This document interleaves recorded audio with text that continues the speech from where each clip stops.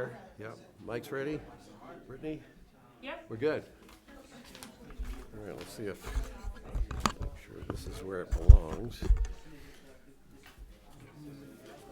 All right, I think we're ready to start. I'd like to welcome everyone to the St. Patrick's Day edition of the Medfield Select Board on March 17th.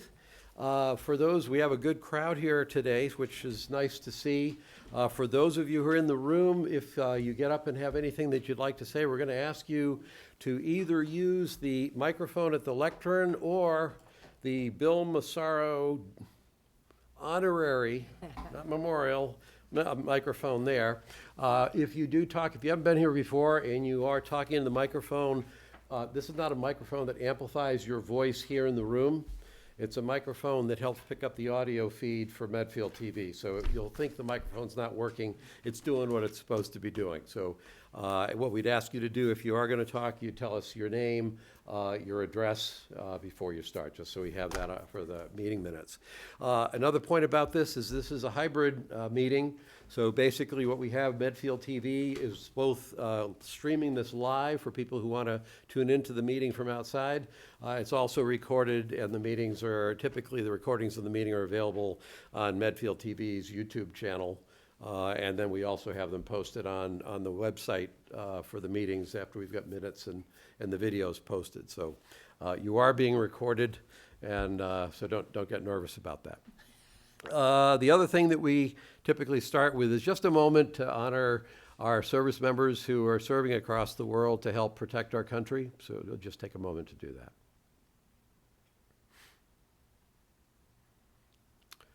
Thank you.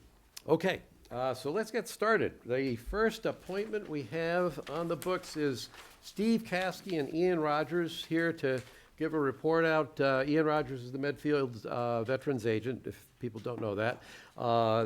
They undertook an initiative to introduce a Hometown Heroes banner program here in Medfield. So for some of you who've even just driven through Walpole or some of the other towns around here, you might have noticed banners on the telephone poles that basically recognize and honor specific veterans from whatever wars. That it goes all the way back as far as it needs to go back. So Steve and Ian, I'll let you, where is Ian? Oh, there he is. Up here.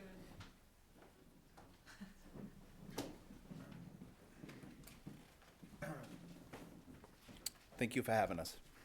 As many of you know, we've recently revitalized the Medfield Republican Town Committee.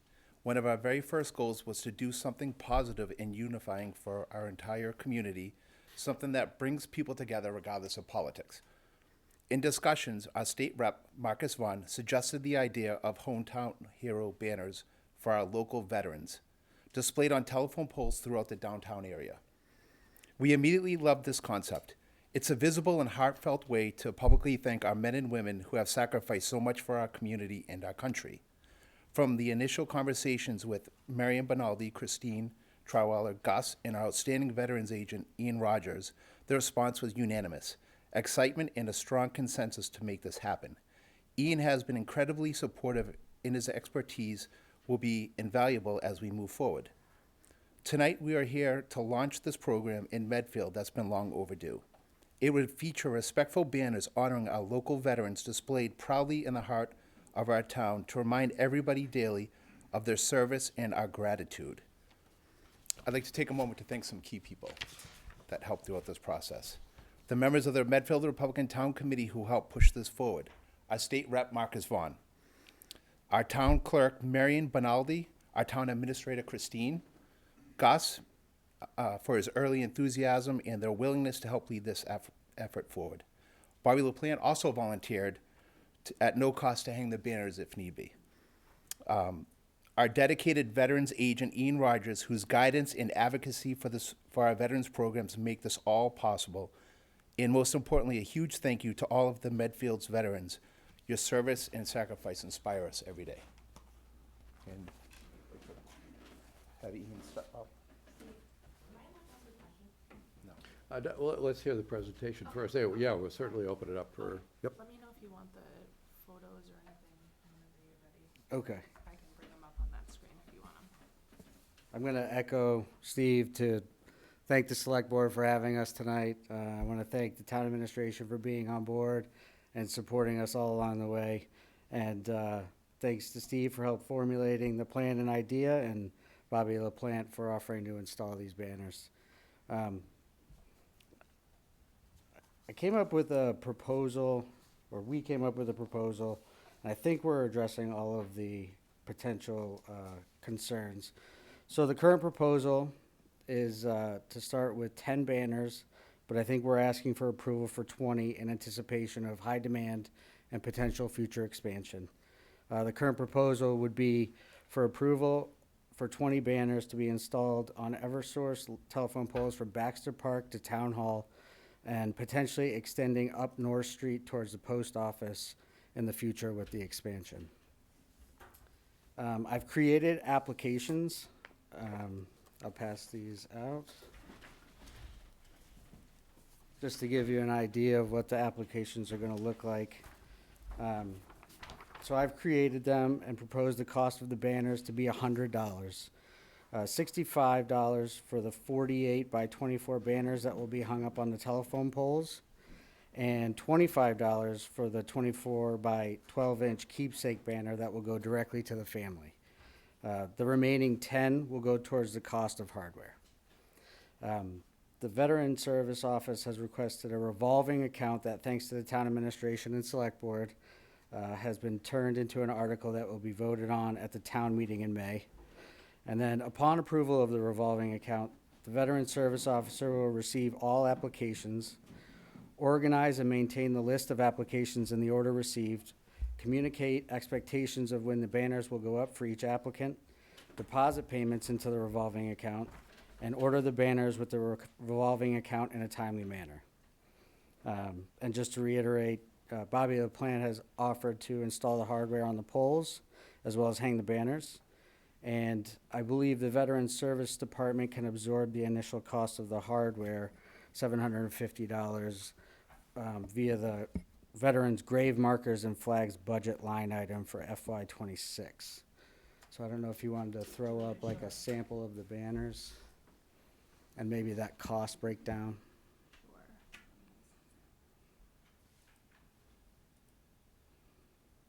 Well, you're doing that, just the fact that you use Marion's name, so you're aware of what she's gonna be doing for the 375th, so whatever banners go up there, we're all in step. Yeah, not a problem. Oh, perfect. Yeah, yeah, she was great.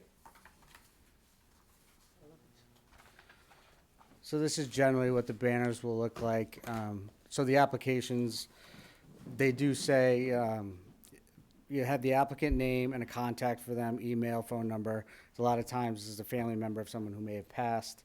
I want to make sure I have the contact of the applicant as well as the name of the veteran. We'll do rank, name, branch of service, and any conflicts that they were involved with. There's also a slot on there for specialty medals that we can have. I think they can put a little emblem in the corner. But that's generally what they'll look like. So when they come, hopefully, once the revolving account, assuming it gets approved, if it's approved, we'll start circulating these applications and ask them to bring in the application, a high-resolution photo to the best of their ability. I know sometimes it's tougher but we'll figure it out. And then a check for $100 that will go into the revolving account. Maybe before, I'll ask you for, but I just wanted to add a little bit of commentary on this. First, I think today, the approval that we would be asked to make is an approval for the concept of where you're going. There's a lot of details that need to be worked about how this thing will work mechanically, who will be involved. And that piece, I don't think we want to review because I don't think you have that all worked out yet. I will say, I think, Ian, I think it was the Veterans Day lunch that we had a talk, Yes. and that's where I came away realizing that, Ian, largely through your working with Walpole and I think other towns, Ian brings a wealth of knowledge around some of the practical aspects of what you need to think about, like, how do banners wear out? What's the process for replacing banners and all those kinds of things? You've obviously made some progress on figuring out how to finance this, not in a way that requires the town to pay for it or someone else, but actually to have this potentially be self-perpetuating. So just wanted to comment on that piece of it as well. And one personal comment, and I might mention, Cameron Smith also mentioned, I hadn't thought about the fact that the banners are only up for, in her town at least, they're up in March or April, and they take them down in November. So you don't wear them out in the wintertime when nobody's really paying any attention to them anyway, which I thought was good. I had seen these before. Steve came to me before I could bring this up to the town, which is great. As many streets and buildings and other places here in town that have memorials or are named after people, from my standpoint, the real attraction of those banners had more to do with our students in town growing up in this town, seeing a street name, and then suddenly seeing the banner of the person that street was named after. That's really why, as much as we simply want to honor veterans, for this town, the nature of the town and the percentage of the town that's youth that are learning things, to me, that was a very powerful reason to want to do this. And I'll make one other comment as well. I did check with the Legion about their interest in being involved. They actually have a separate effort that they have undertaken where they just want banners that are just generally honoring veterans, and they have the emblems of all the services. So that's a separate thing, but I would hope that works out to be a kind of a collaborative thing that things make sense. So there may be some coordination there. So just in a sense, the comments on endorsement, but also on what we're looking to comment on tonight. So I'll start with, we've got one request from the audience to want to ask you questions, but I'll start with Eileen and Pete, and then we'll open it up. No, I simply want to say thank you. It's funny, when Gus brought it up in one of our meetings, I had said, well, I saw it in Walpole, and I love what Walpole had done, and I'd be intrigued to see if we could do it in Medfield. And lo and behold, he's like, oh, no, we're going down that path. So I appreciate it. Ian and Steve, thank you so much. I look forward to seeing them up. Yeah, thank you. Pete? So thank you for doing this. I think it's generally a good idea. I'm not quite sure how it's set up to work, but do you want to get into the details of that at this point, or should I ask you? For instance, it looks like you got a sheet that's basically a nomination form so that I could nominate somebody. Is that the way it works? Anybody can nominate somebody? Correct. So you could Okay. nominate, in Walpole, we've seen older people who went to school with someone, and maybe they were killed in action or Yep. missing in action, but they want to remember them. So it's not even necessarily family. It could just be anyone in the town who wants to honor a loved one, preferably a Medfield resident, but I think that's generally how it goes. Yep. So they'll put their banner up. I do have ideas on how it's going to work. I mean, I don't know if you want to get me to go into all those details at this point. What if it's hugely successful and you get 50 people applying? Well, and here's where I'm going to be a little cautious, just with my experience in Walpole. Yep. So what happened was, they started with 8, they expanded very quickly, and I think we're only 8 years into it, and all of a sudden we have openings for Memorial Day, which was never the case. Oh, So what's gonna happen is there's gonna be a rush, yep, there's gonna be a waiting list, yep. and then eventually that's going to fade off. And I think that's why we would like to go with this proposal, because what we can do is we can have the full banners made up. The family gets to keep the keepsake immediately. Then we hold on to the banners. So that when interest potentially fades in the coming years, we'll have a backlog of banners that we could put them back up for a period of Yeah, time. Yep. And then we can always cycle them through, and new applications obviously can always come in. So Ian and Walpole, do you explain to people that the banners were out and eventually you're gonna take them out of circulation? That there's a lifetime to the banner, it's just not gonna last forever. Correct, And so. that as the person running it, you're gonna decide when that is and you'll take them out of circulation. So I think that we have, once it's up and running, I think this year will be a little tricky based on timing, but I think an ideal is put it up right before Memorial Day and keep them up through Veterans Day, and then they can come down for the winter. just so that they're not dealing with all the wear and tear of snow and Oh, wind yeah. and all that stuff. Good idea. And then we'll just circulate the next round, and then the next round. Hopefully, we'll have a bunch of applications that are already sitting there waiting. The banners could potentially already be ordered.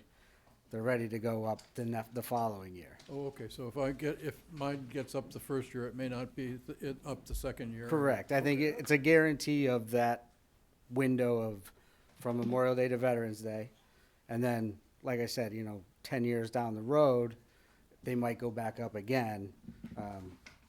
If there's just a lack of interest, and we've done all the banners for everyone in Medfield, which. Understood. Oh, well, it's very helpful that you've done this before. Thank you. Yes, yeah. Yeah, Steve knows this because I talked to him, but Bob Tandler, the commander of the Legion, I talked with him earlier, or the end of last week, I guess it was, and while that process will work, this is not a criticism, this is just the reason I'm saying we're not getting into the details yet. That process will work great for people who have family members of veterans who want to apply. The Legion may be one of the best places we can think of to go to for veterans who don't have family members to represent them here, but they were veterans from Medfield who should be honored as well. And it may be that for some of the graves that you could find in Vine Lake Cemetery in that little corner that's the Civil War veterans, it might be the historical societies that are really going to be the source of that. So if you look big picture here, there'll be some number of banners we'll have of people that families want to sponsor, but if what we're really trying to do is to capture the connections in history and our place names, we probably want some of the more knowledgeable organizations here in town to help figure out that. And that may be at some point here, there needs to be some sort of a pump priming system that covers the veterans that don't have someone here in town to pick things up. It sounds like in the beginning, we're not going to be having any trouble finding nominees to be up on these, which is great. But at some point in time, it'll probably be a more powerful message in those banners if there's Civil War veterans that are there, World War I veterans. And, at some point, there won't be anybody necessarily to speak for all of them. So, okay. We had at least one question from the floor.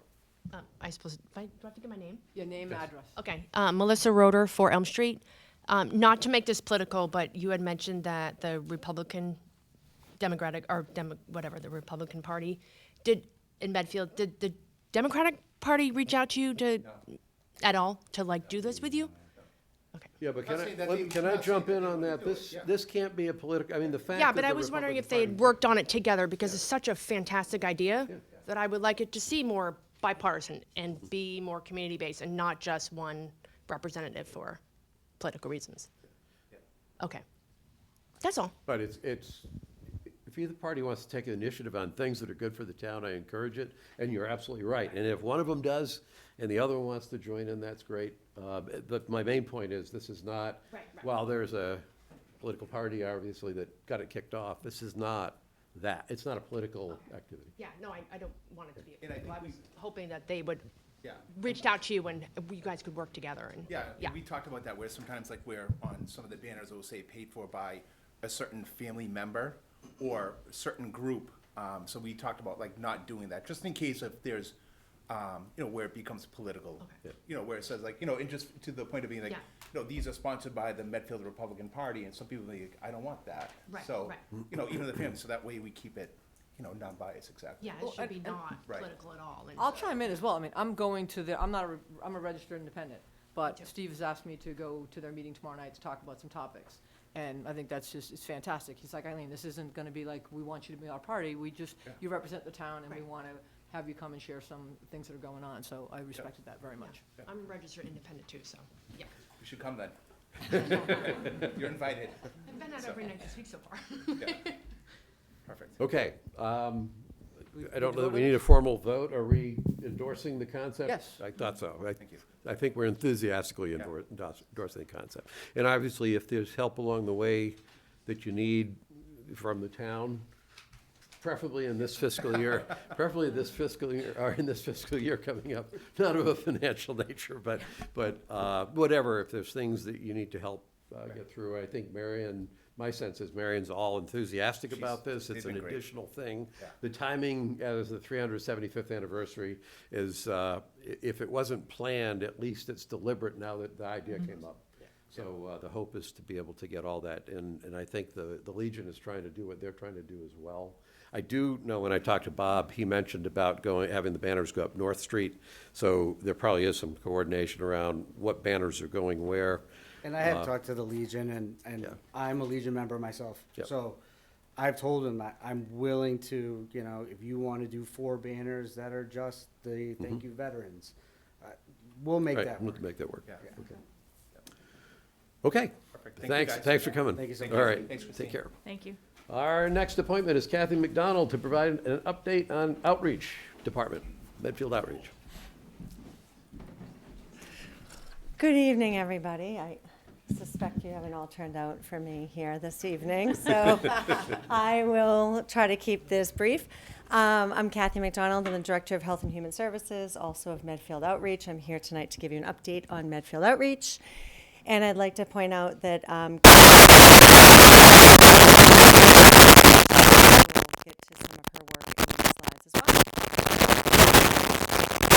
Team is all but mighty, myself, a full-time clinician, Mia Cianciarulo, and I think I'm just going to point out that those are the 2 positions that are funded through taxpayer dollars.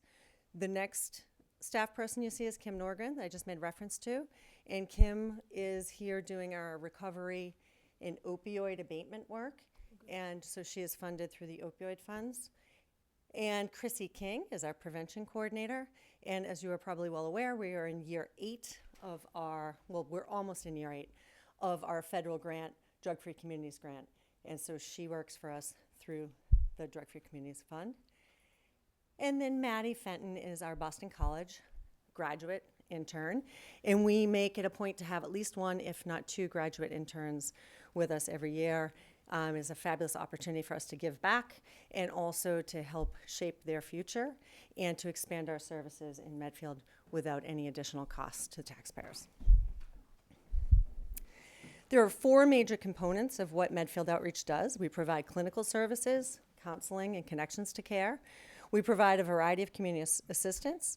We do a lot of prevention work, and most recently we do opioid abatement work. And I know tonight I'm going to give you a very broad view, a very high-level view, and not go deep into the work we're doing in the interest of time. And then in the future, when we do an update, perhaps I can pick one of those 4 sections and do a deeper dive for you and be more thorough. Next slide. So what I want to bring your attention to this evening for our clinical work is really the service expansion. So, as I mentioned, we're small but mighty. We have 3 now clinicians, and we provide a host of clinical services. And I know that just off the top of my head, we have provided in-house counseling for over 40 Medfield patients out of Medfield Outreach. And that service provision time averages about 15 sessions. It's shorter for some and longer for others. So I think that is a real benefit to this community, that you can get services here in your community for some folks that may have barriers, whether it's insurance barriers, transportation barriers. There's a variety of barriers. So we're really fortunate in Medfield to have that. One of the ways we've expanded our clinical services is through parent groups. We've had a lot of parents reach out that might be curious about certain topics like navigating technology use with their youth. Should there be rules?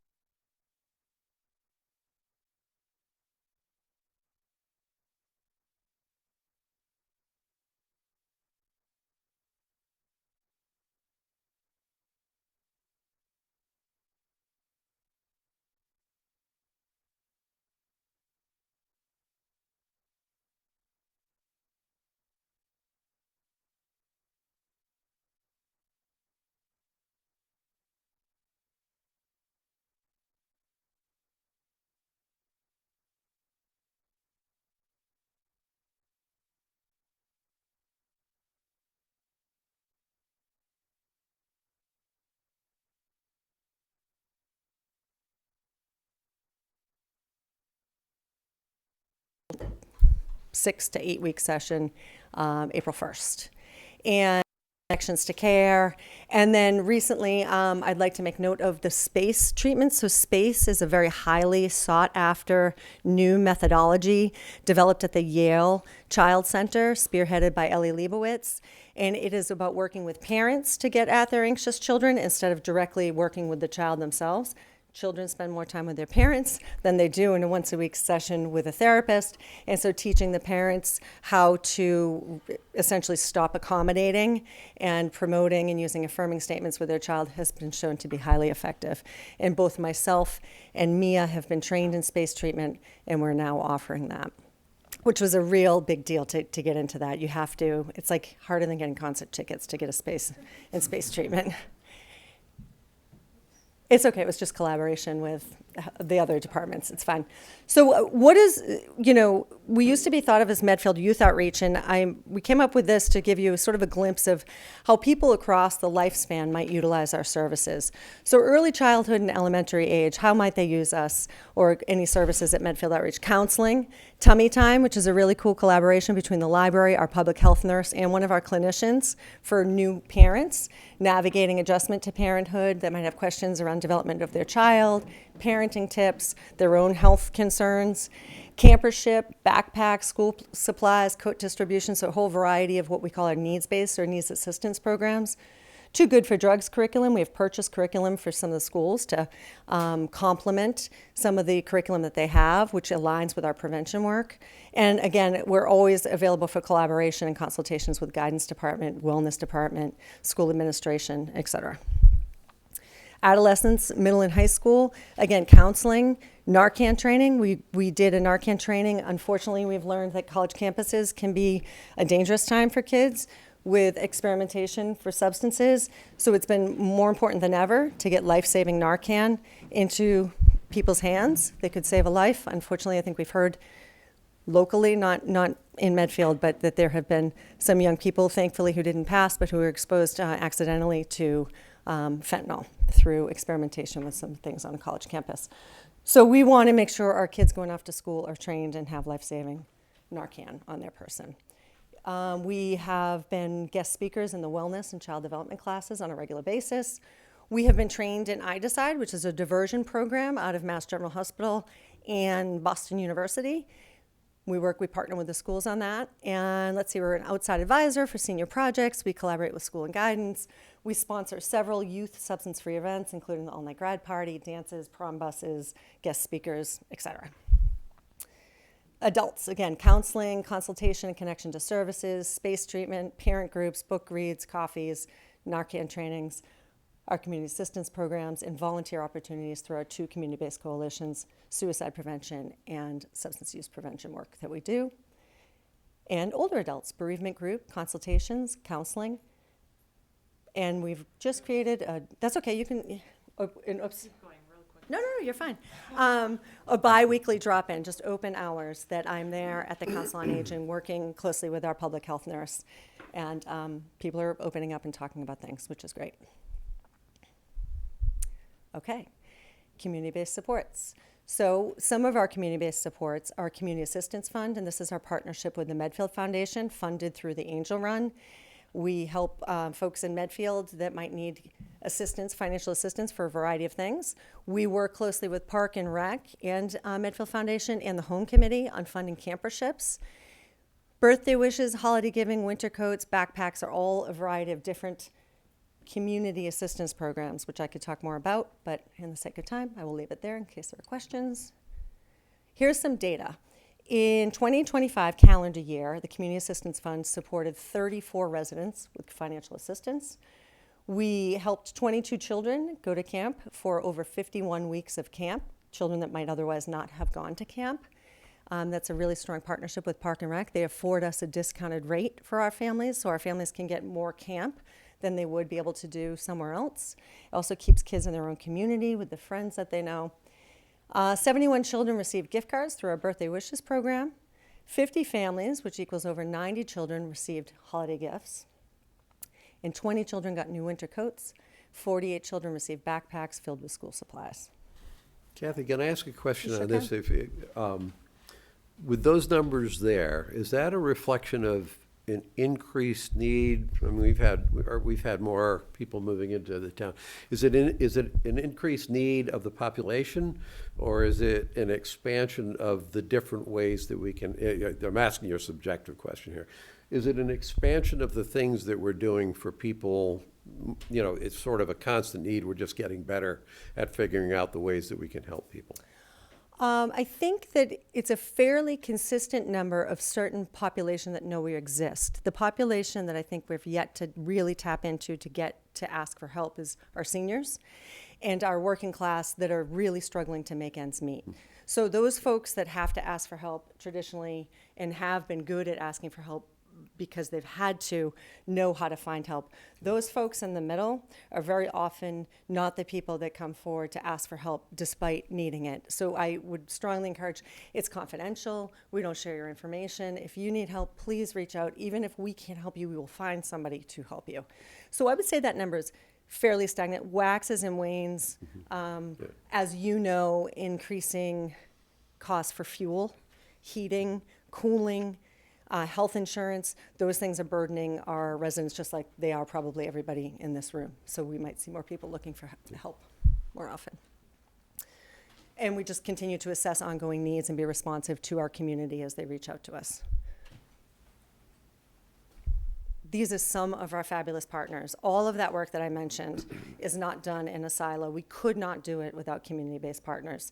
So here are some, probably not all, and I apologize in advance for anyone that looks at, hey, my logo's not up there, so I apologize. But just know we so appreciate you and couldn't do all of that work without you.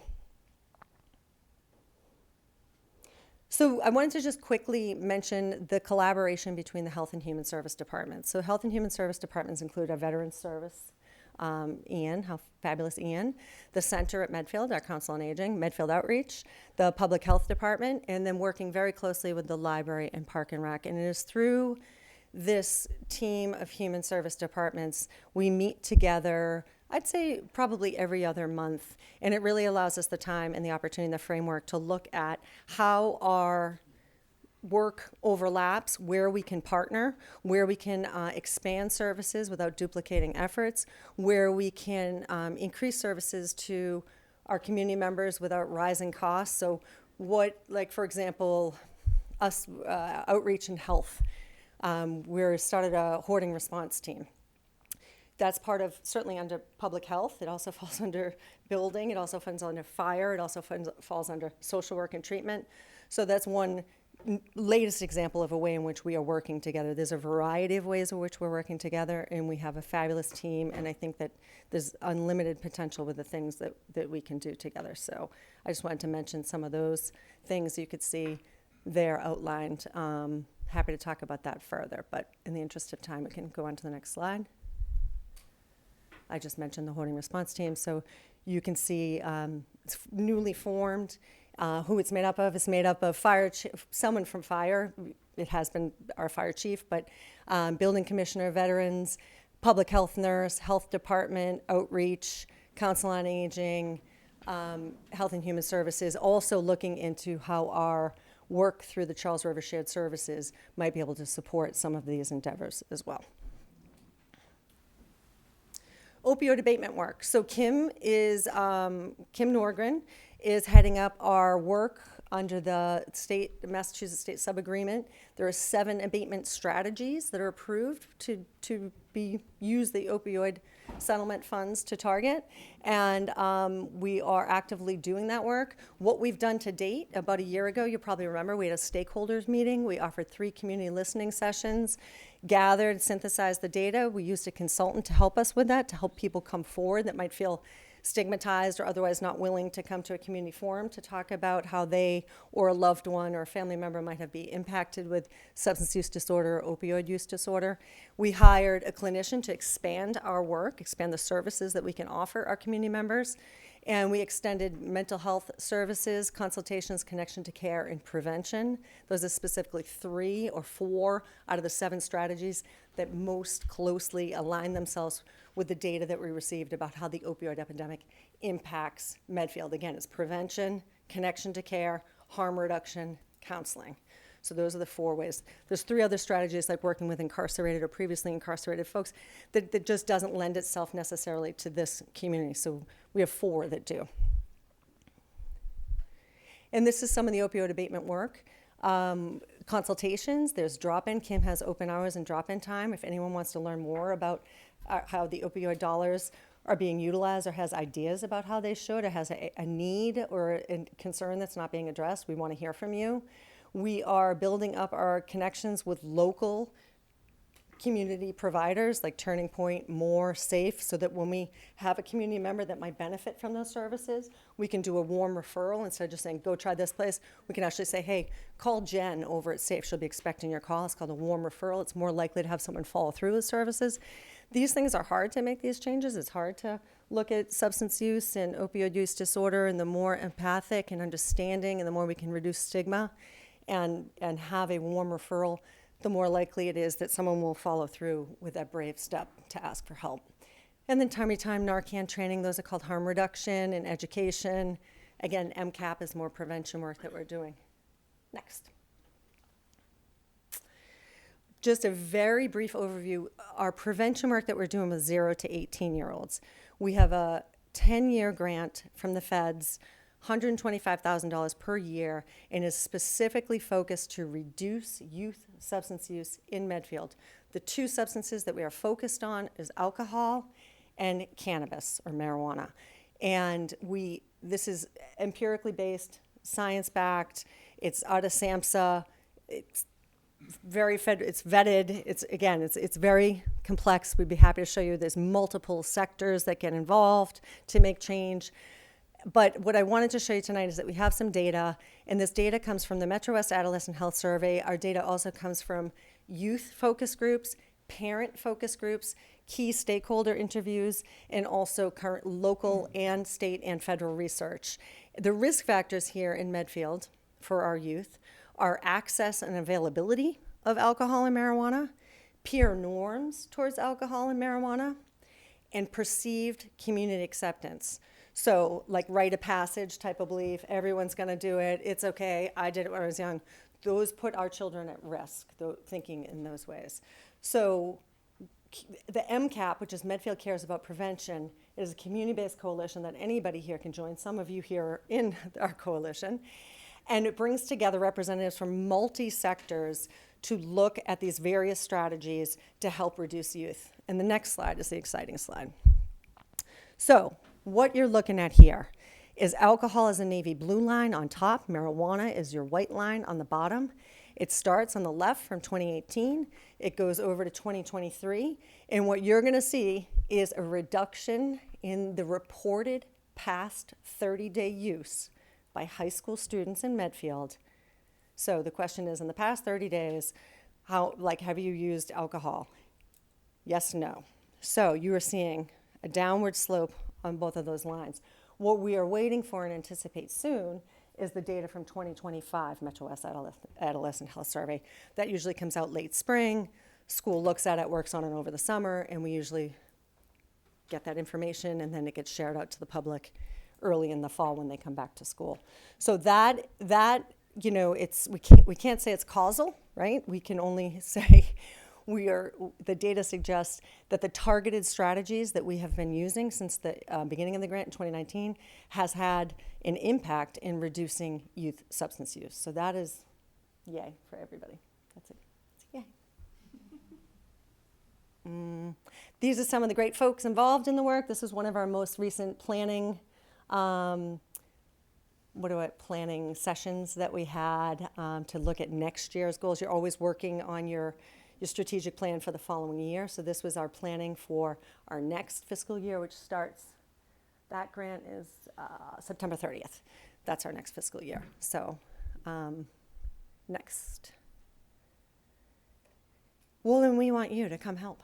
So if you're interested or you want to be involved in our substance use prevention or suicide prevention work that we do, reach out. Here's the variety of ways to reach us. Anything that I talked about tonight is also on the website. If you want to learn more about it, feel free to look at our website or just call. We'd be happy to meet with you and talk to you about it. That's it. Did I keep it to 15? I tried. You were pretty Like good. 1 minute per slide, 1 minute. Any questions? Well, I'll just chime in. I've obviously sat in your Medfield Care About Prevention meetings, and I've attended some of your events. You guys do a phenomenal job, and it's such a small staff. And to see what you showed here on these slides and all the different community groups that you're able to reach out to and support, I just applaud all your efforts, and thank you. Thanks, It's Vivian. fantastic. Thank you. That was a great presentation. Thank you so much for that. I want to find out more about space, and I decide at some point, but not tonight. I did have one question. I mean, because I know that you know people in town that have issues, and do we have kids in Medfield that are going to bed hungry at night? That's a great question. Not by any efforts of the schools, the food pantry, and us. I think that we are one of the really good problems we have is that Medfield is an incredibly supportive and responsive community. If somebody puts out a call for help, you got 10 people rushing forward, not one. So, around the time, what was it recently? Everyone was donating to the food bank. Oh, when the SNAP benefits were temporarily suspended, everyone was just flooding with help. So if people are asking for help, I would hope the answer is no. If they are not asking for help, then I would encourage them to, because there is help for them in our community. Okay, so that. Yes. All right. And the data on the prevention is very encouraging. That is just wonderful to see that graph going down. My final question had to do with, I've always regarded the human services providers in the town to include the police and the fire, because they interact with people that need services. You mentioned that you meet regularly with a group of people. Do you meet regularly with the police and the fire? Recently, I had the good fortune to sit down with the entire fire department. It was over 2 sections, so their night shift coming and their day shift coming, Excellent. and then then the next Yeah. day or something, so that we caught all of the staff. Because when there's turnover, they may not be fully versed in all the different things we do, and know when a referral to us and when to encourage someone to reach out to us would be warranted. So we've done that, and we have to be determined soon with the police department to do the same.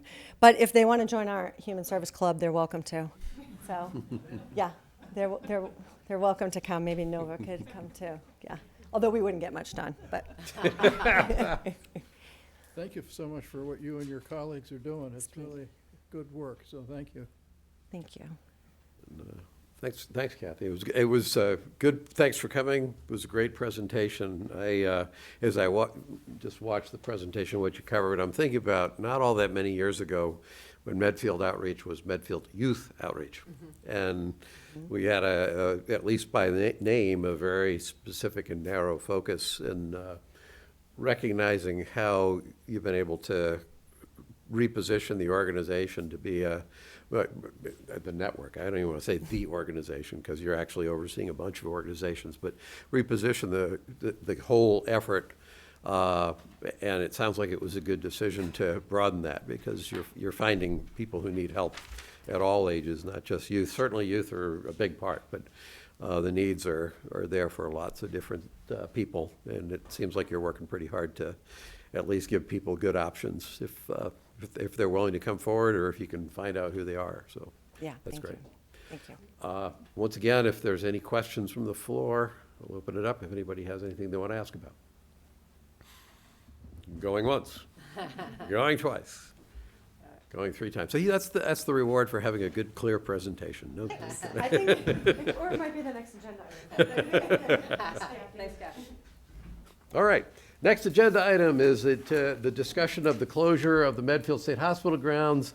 And as we had promised 2 weeks ago, to review the current closure to see what, if anything, we should do to modify that going forward. For any of you who don't know, and I'm doubting that there's all that many people in the room who don't know, 2 weeks ago at our last meeting, the topic came up of the construction project that's going on at the state hospital. And there was a discussion about some violations of fences that were demarcating the construction zone. And I think we're going to keep the discussion to this topic as opposed to a much broader topic about dogs in town and things. I just don't think this is the right time for us to tackle that big thing. And Well, you might more want to importantly, talk a little bit about it. Because last night we had a meeting with the dog control bylaw group, which is the group that we've, as a select board, chartered to kind of spearhead the discussion as to the next step, which exploring things such as medallions, and there's a whole laundry list of items that they're looking to hone in on. So that's why it doesn't make sense to dive into that tonight, because that's what the committee is commissioned to do. And we met here last night from 6, well, by the time I got underway, 6:30, until I want to say 8:20, so it was a really good discussion. A lot of good ideas. It's going to take some time to move it along, but really positive conversation, and I applaud the chief coming in and giving a lot of insight on, like, we caught her off guard, because we did not intend 2 weeks ago to make that call until we realized the risk and the safety that we were being exposed to, so. Our last meeting, or last night's meeting? Oh, Yes, definitely. It was? Yep. Oh, yeah. Actually, I think the woman to your left attended last night. so just to very briefly summarize what happened last week. So we had a discussion with some reports around activity on the construction site itself that was dangerous. We had some confusion, at least we had some information about literal construction activity, that we had to move the school buses because the trenching work that was going on was right across the school bus parking lot.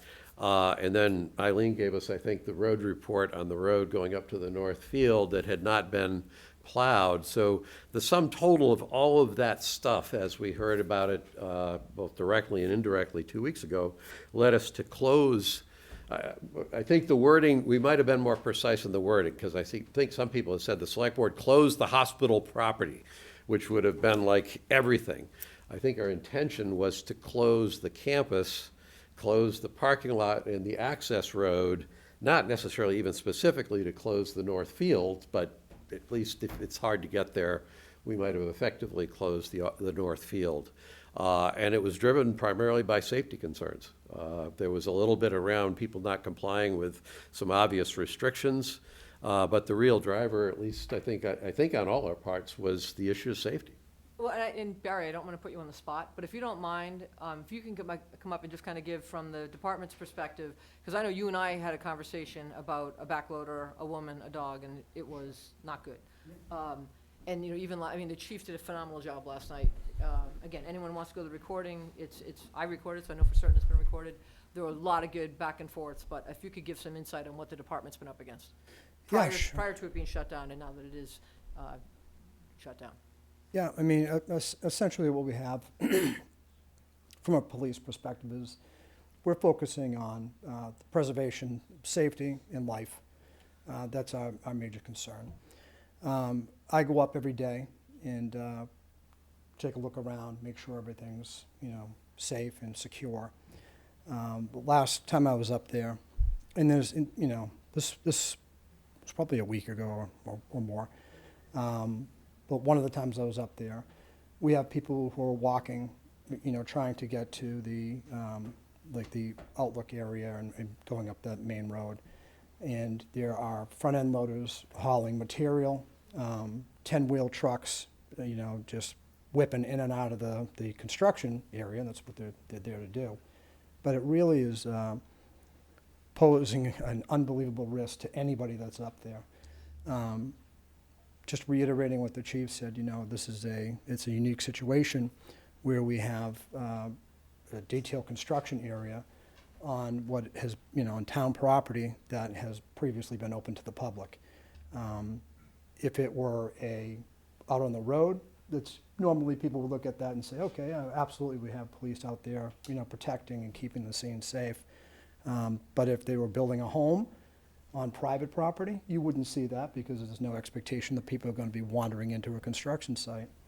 But in this particular case, we have a open construction site with heavy machinery zipping in and out, doing their job, and then we have people with their, dogs, and just some walking onto the property and in the path of these vehicles.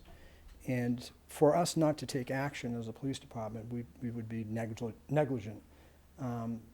We are there to protect these people, even the people that are frustrated and say, we want to go up there anyway. We have to step in and say, it's not safe. I'm not going to put myself or the department in a position where we fail to act and someone dies. I have seen that at construction sites in my job. My previous employer, we had a police officer killed by a 10-wheel truck, and the operator of the truck wasn't doing anything wrong. It's just such a big vehicle that he couldn't monitor 360 all the time, and the police officer who was working the detail got killed. Another Medfield police officer was killed working a detail. These are dangerous, dangerous situations. And I just don't want to, and I'm speaking on behalf of the chief as well. No one on the department wants to see anyone getting hurt up there. It's just not worth it. It's not worth taking your dog up or walking up into an area where all that activity is happening and someone getting hurt or killed or having their pet injured or killed. I know it's not popular, but it's something that I'm willing to take the heat on. And we're going to go up there and we're going to protect our residents here. Any questions?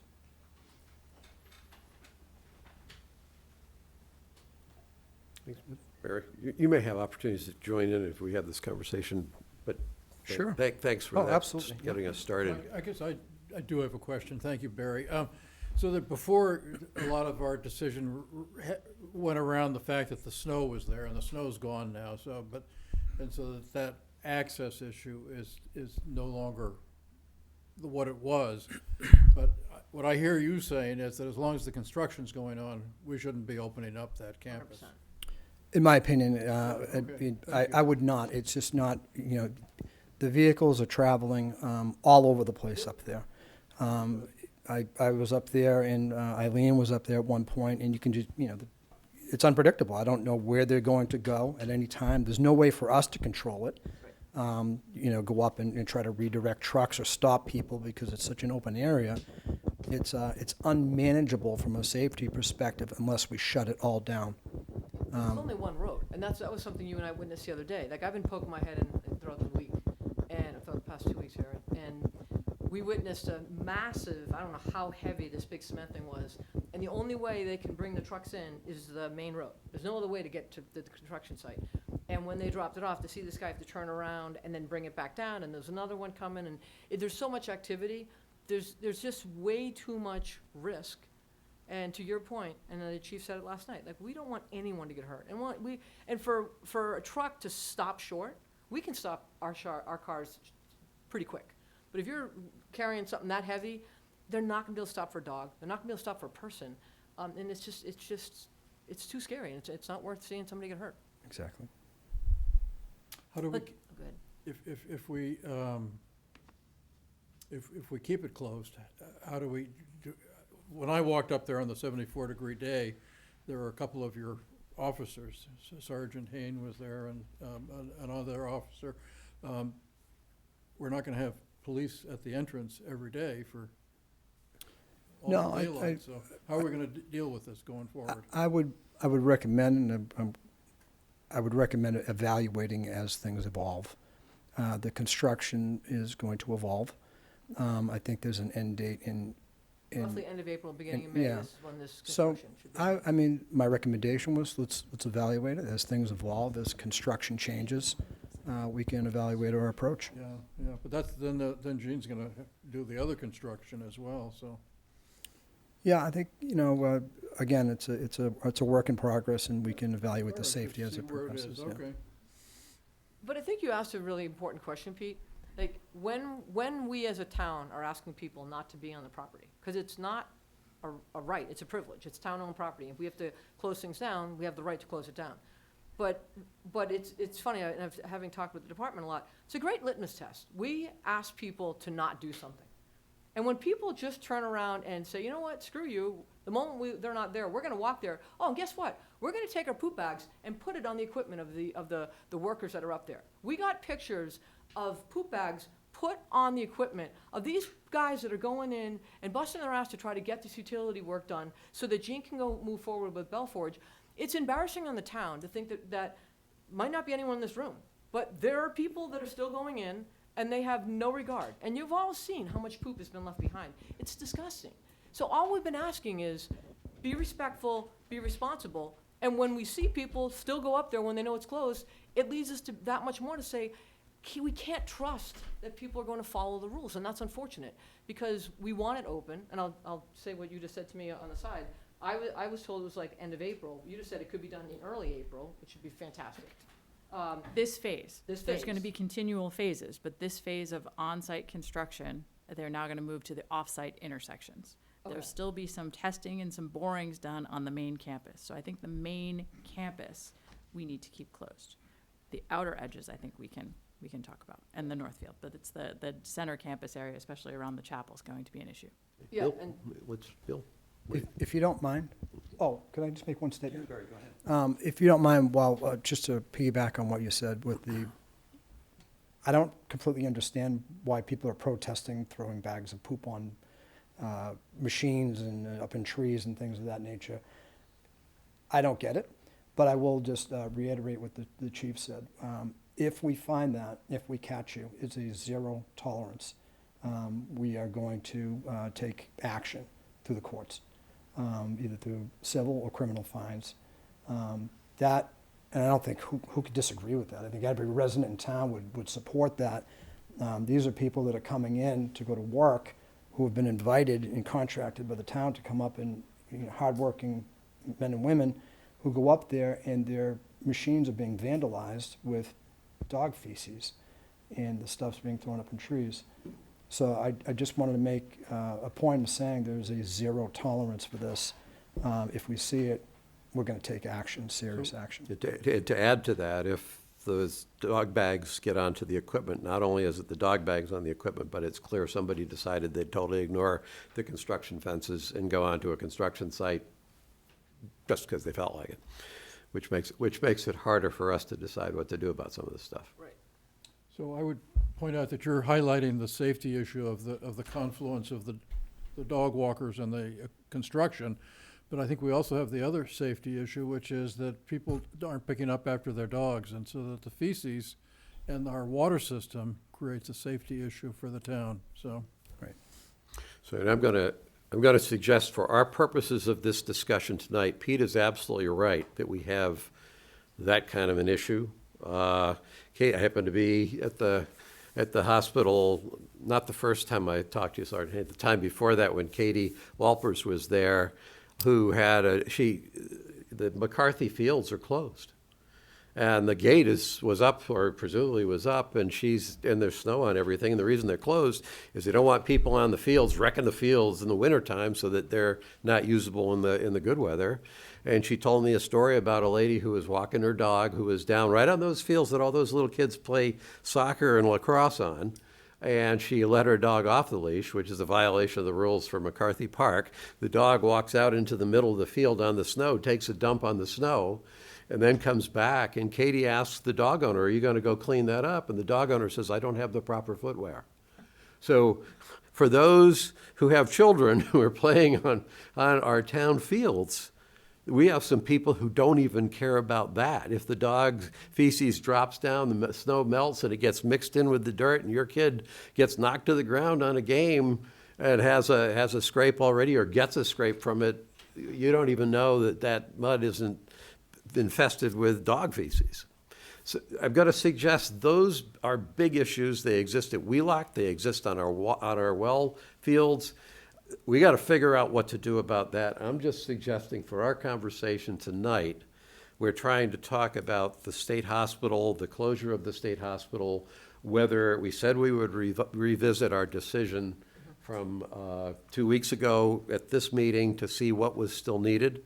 The circumstances that I think, Bill, I didn't let you talk. Let me let you first talk, and then I'll stop for a second. You can comment. I'm not going to talk about dogs.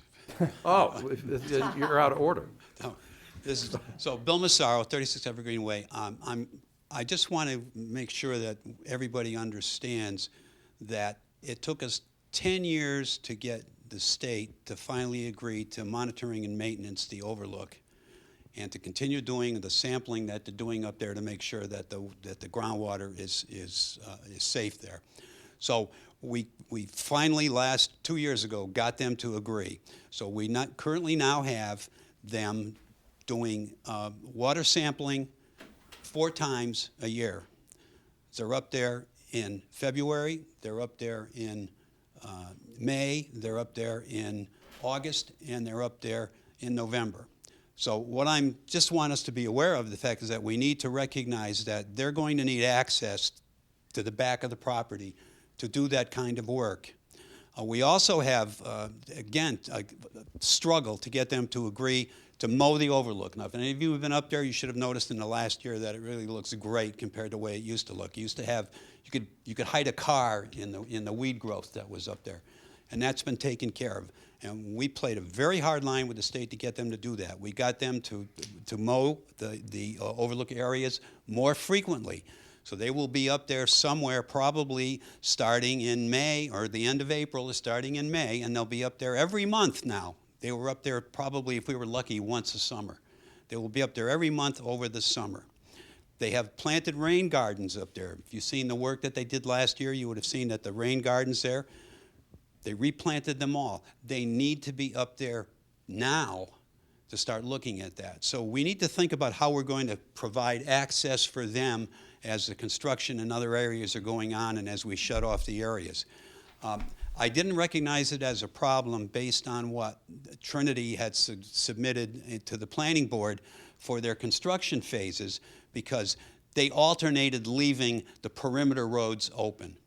And it didn't occur to me that we would have situations like this where we would have to close the property all along the way. So I had sent a note last week, not knowing how long this current closure would last. I sent a note to DCAM asking them to send me a specific time of when they were going to be going up there to start the spring work, in the case that the property was still I talked to closed. Susan last week. She's all set.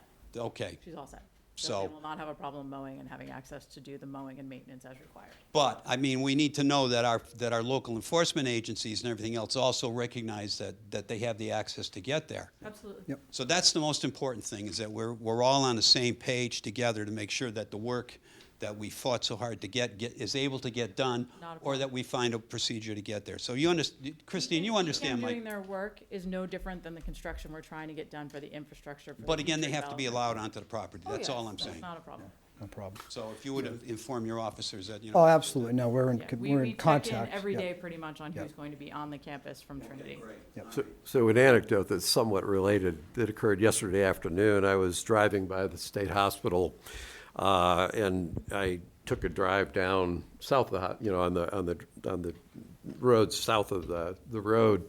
And as I was doing that, I see this black pickup truck pulling out of the McCarthy Park field heading up toward the gate. So I immediately drive to the gate, and one gate is half open, and I basically park square so this guy can't get through the gate. And the pickup truck comes up to me, and he's going like that, and I'm getting out, and I walk up to the guy in the black pickup truck. Go, my name's Gus Morby. I'm the chair of the Medfield Select Board. What are you doing here? And he says, I'm with the bus company. Okay. So he had just brought the bus back for the boys hockey team. So I said, okay. But we had it's like, of course you're with the bus company. But we had a conversation, and he talked about the dog walkers down there that just blow the bus drivers off, that give them a hard time and don't do anything. So, that's a big part as we're thinking about what you can and can't do. The behavior of the people who are actually there on the site is a huge factor, and how conservatively you have to play that. For the fun of it, I'm going to uncharacteristically be a person who's going to make a case that we liberalize something. And what I actually want is Sergeant Hain and you, and I already have Chief Garrett's recommendation against doing what I'm suggesting. She feels, just so you know, so you don't undercut your boss. When I was up this weekend, I was on Saturday, I guess it was, with Sergeant Hain, just talking. I checked in twice now on how things are going, and I can say that he's very cordial in how he talks to people. I hear them smiling. I'm seeing this nodding yes and okay, and he sends them off either to the cross-country course or tells them how to get down to the fire lane that'll get them to the overlook, because we really didn't intend, I don't think, to shut down the north field specifically. We just intended to shut down the access road to the north parking lot and the campus. The thing that occurred to me, and I'm hitting you blind on this, you didn't know it, but the thing that occurred to me on Saturday was, as I was walking around, I was trying to chase a group down. Turned out it was like 5 high school girls. They didn't even have a dog. They were just walking along, and when I apologized to them for shutting it down, they were fine. You know, they said, "Oh, no, we understand." They were appalled at the doggy bags on the construction equipment that I told them why we were doing it. But it was a decent day. There were a lot of dog walkers. They were just out for a walk with their dogs. I think you redirected them, and they were just out for a walk with their dogs. So they went where they thought they were going to go, and then they went to a different place. Very, very good-natured, very cooperative. And it occurred to me, on the weekends, there is no construction going on. So the thought that crossed my mind was, is it feasible for us to keep the campus itself closed, because there are construction sites there, and as I heard, there are people who have cut the chain link fence of the construction sites to get wherever they wanted to get buildings. Is it possible to keep the campus closed, but on the weekends, let the access road to the north parking lot be open? Now, my first thought was, and then you wouldn't, as long as people will follow the rules, you wouldn't need to have a police detail there on the weekends to simply let the people that are trying to get to the north parking lot get there to walk their dogs on the north field. So you're saying no quad area, nothing No around the quad campus? area at all, no. There's 2 places that are fenced off, and our experience is that people don't, they ignore the fences, and they'll even cut through the chain link fences to get where they want to get. So I don't want to open that I up. think I might be able to answer Sure. that for you. Be careful, I've already gotten. No, I can simplify it. I'm having my bathroom redone right now. And the construction guys are in and out of the house, and they're throwing the stuff into the dumpster out in front of the house. And I have 2 dogs. I have my big German Shepherd and my little tiny terrier. So while they're in doing construction, I have to put them in doggy daycare so that they're not interfering with the thing. Coming up the driveway, they're gone, and there's nails all on my driveway from the stuff that they carried. And my first thought wasn't on my tires on my car, it was the paws of my dogs.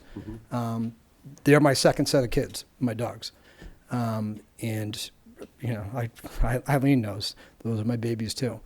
And I would not take the chance of having anybody up in a construction site area, because there's all sorts of debris, nails, screws, nuts, bolts, things that people can get into, dogs can get into. I don't know what's open for the ditches right now up there. I know there are a couple sites, but it's a construction site. Anything can happen. Anything can be up there. I personally would not take that chance. I kind of look at it like, would you allow your 4 or 5-year-old child to play up there unattended, with all that stuff up there, with all those dangers, possibly Well, up there? and the point I'm saying is they would drive up the access road to get to the north But parking lot, nobody's, I've been up there so much, that no one's going to stay contained to one area. They're going to roam and explore. And So Oops, go ahead, Pete. Pete I would first. just say that where our chief and our deputy chief recommend against that, that's a no-brainer to me. I'm not gonna go along with that, Gus. I hear what you're saying, and I appreciate that, and I know you're trying to accommodate. I am, and this was supposed to be a discussion, so I'm trying to make Barry, sure we have some stuff to How discuss. do you feel about the north field, though? About keeping the access road to allowing people to go to the north field and keeping the quad closed? There's no construction going on that backfield. How do you feel about that? I haven't consulted with the chief on this one, so you're kind of putting me on the spot, but it's really, from a safety perspective, if we can get Only it. on the weekends. I'm sorry, I should say on the weekends, when there's not construction going on, can we get people to the backfield to be able to do off-leash back there? This is only Saturday and Sunday Yeah, I'm talking I'm about. just talking 'cause about on there's the no construction. weekends. Why don't I ask Rob? He's more Rob, familiar. what do you think? So I would say that we've had a long history of the dog walkers at the Medfield State Hospital ignoring what the rules were all along. There was never, it was always supposed to be dogs in the quads were be on leash, and none of the dogs are ever on leash in the quad. So I don't know, I don't think you can parse it that way. I mean, the select board, over my objections, created off-leash areas on the front and the back of the hospital. Nobody paid any attention to that. The dogs were off-leash everywhere. You either have it open or you have it closed. And My only initial thought on that is that if you're allowing people to go up there on the weekends, and it's kind of the same scenario that you have right now. People were accustomed to going up there and walking their dogs. And when you told them no, it's, you're getting protests. If we're saying, okay, now you can bring them up there on the weekends, the people that go up on the weekends are they're going to come back during the week. It becomes too complicated a process. I think could you do it? Could you manage it? Of course, I think you could manage it. But do you want to get into that pattern of where you're allowing people to go up temporarily, and then we have to jump in and be the bad guys on Monday and go, nope, you can't. Well, I was just up here yesterday. Those are the conversations that we're having now. I don't know that I would recommend that. I don't disagree with that. I mean, we're so close to having this done, and I know there were questions about, well, why don't you just fence it off? To spend money on if you pay attention and you want to stick around for the next conversation, which is budget, we're so far behind the 8 ball right now with the dollars that we need to keep the town running and keep the schools running. To spend silly money like that for a couple of weeks when we just don't need to have fencing, and by shutting it down, it protects the town. Because what you don't want to hear is in 6 months, we've got a multi-million-dollar lawsuit because somebody just didn't know any better. I mean, unfortunately, the actions that have happened have forced us to, and so I don't, you know me, I'm like that. I have my dog here for crying out loud. You were arguing right? the opposite thing 2 weeks ago. So it's like, I go up there, when Rooney passed away in October, I stopped going to the state hospital. But a couple times I just went and walked. And I see people going on the quad, and I'm like, oh, for the love of God, like, how many times do you have to ask people not to have their dogs in the quad off leash? But people do it all the time. And we've stressed it and we've stressed it. So in this go around, when we did not plan on shutting down the state hospital 2 weeks ago, but when the discussion got to where it was, and I had been up there, I'd heard your stories, it's like, this is stupid. We're gonna have a multi-million-dollar lawsuit because we didn't do our job. Our job is to protect our residents. That is our number one job. And to think that we can just go, well, maybe we'll break it for the 2 days, Gus, I think we're setting a precedent that. So let's hear from Sergeant Hayne. He's the guy that's up there every weekend, and I spent some pleasant hours, or not an hour, maybe an hour with him, looking at a lot of people. And my whole point is, it's only I'm not arguing. I'm throwing this out for discussion. My point about the weekends was that is a time when there is no active construction going on, and I was looking for a way to get to the north field more easily, other than going up. You can still get to the north field. You're just going to go up the fire lane to the overlook, cross over, and you're in the field, but rather than having to do that. So what's your view? You're the one who has to chase everybody down. Hopefully not chasing anybody, but we'll make that happen. So first and foremost, I'm Sergeant Hayne, Medfield Police. I know that's a thing we got to do. I'd like to echo the deputy and the chief's perspective here. I have a unique perspective having a department canine. First and foremost, I would not walk Nova or any of my other 3 personally owned dogs on the state hospital property as it stands right now. I've let her out while working the hospital, and every single time she gets into something or close to something that I'm not comfortable with. And ultimately, I walk her across over to McCarthy Park. Having said that, I also have the unique perspective of working those assignments or being on shift and checking in on officers working those assignments. And it's not as simple as opening a road on a weekend, because there is sometimes work going on the weekends.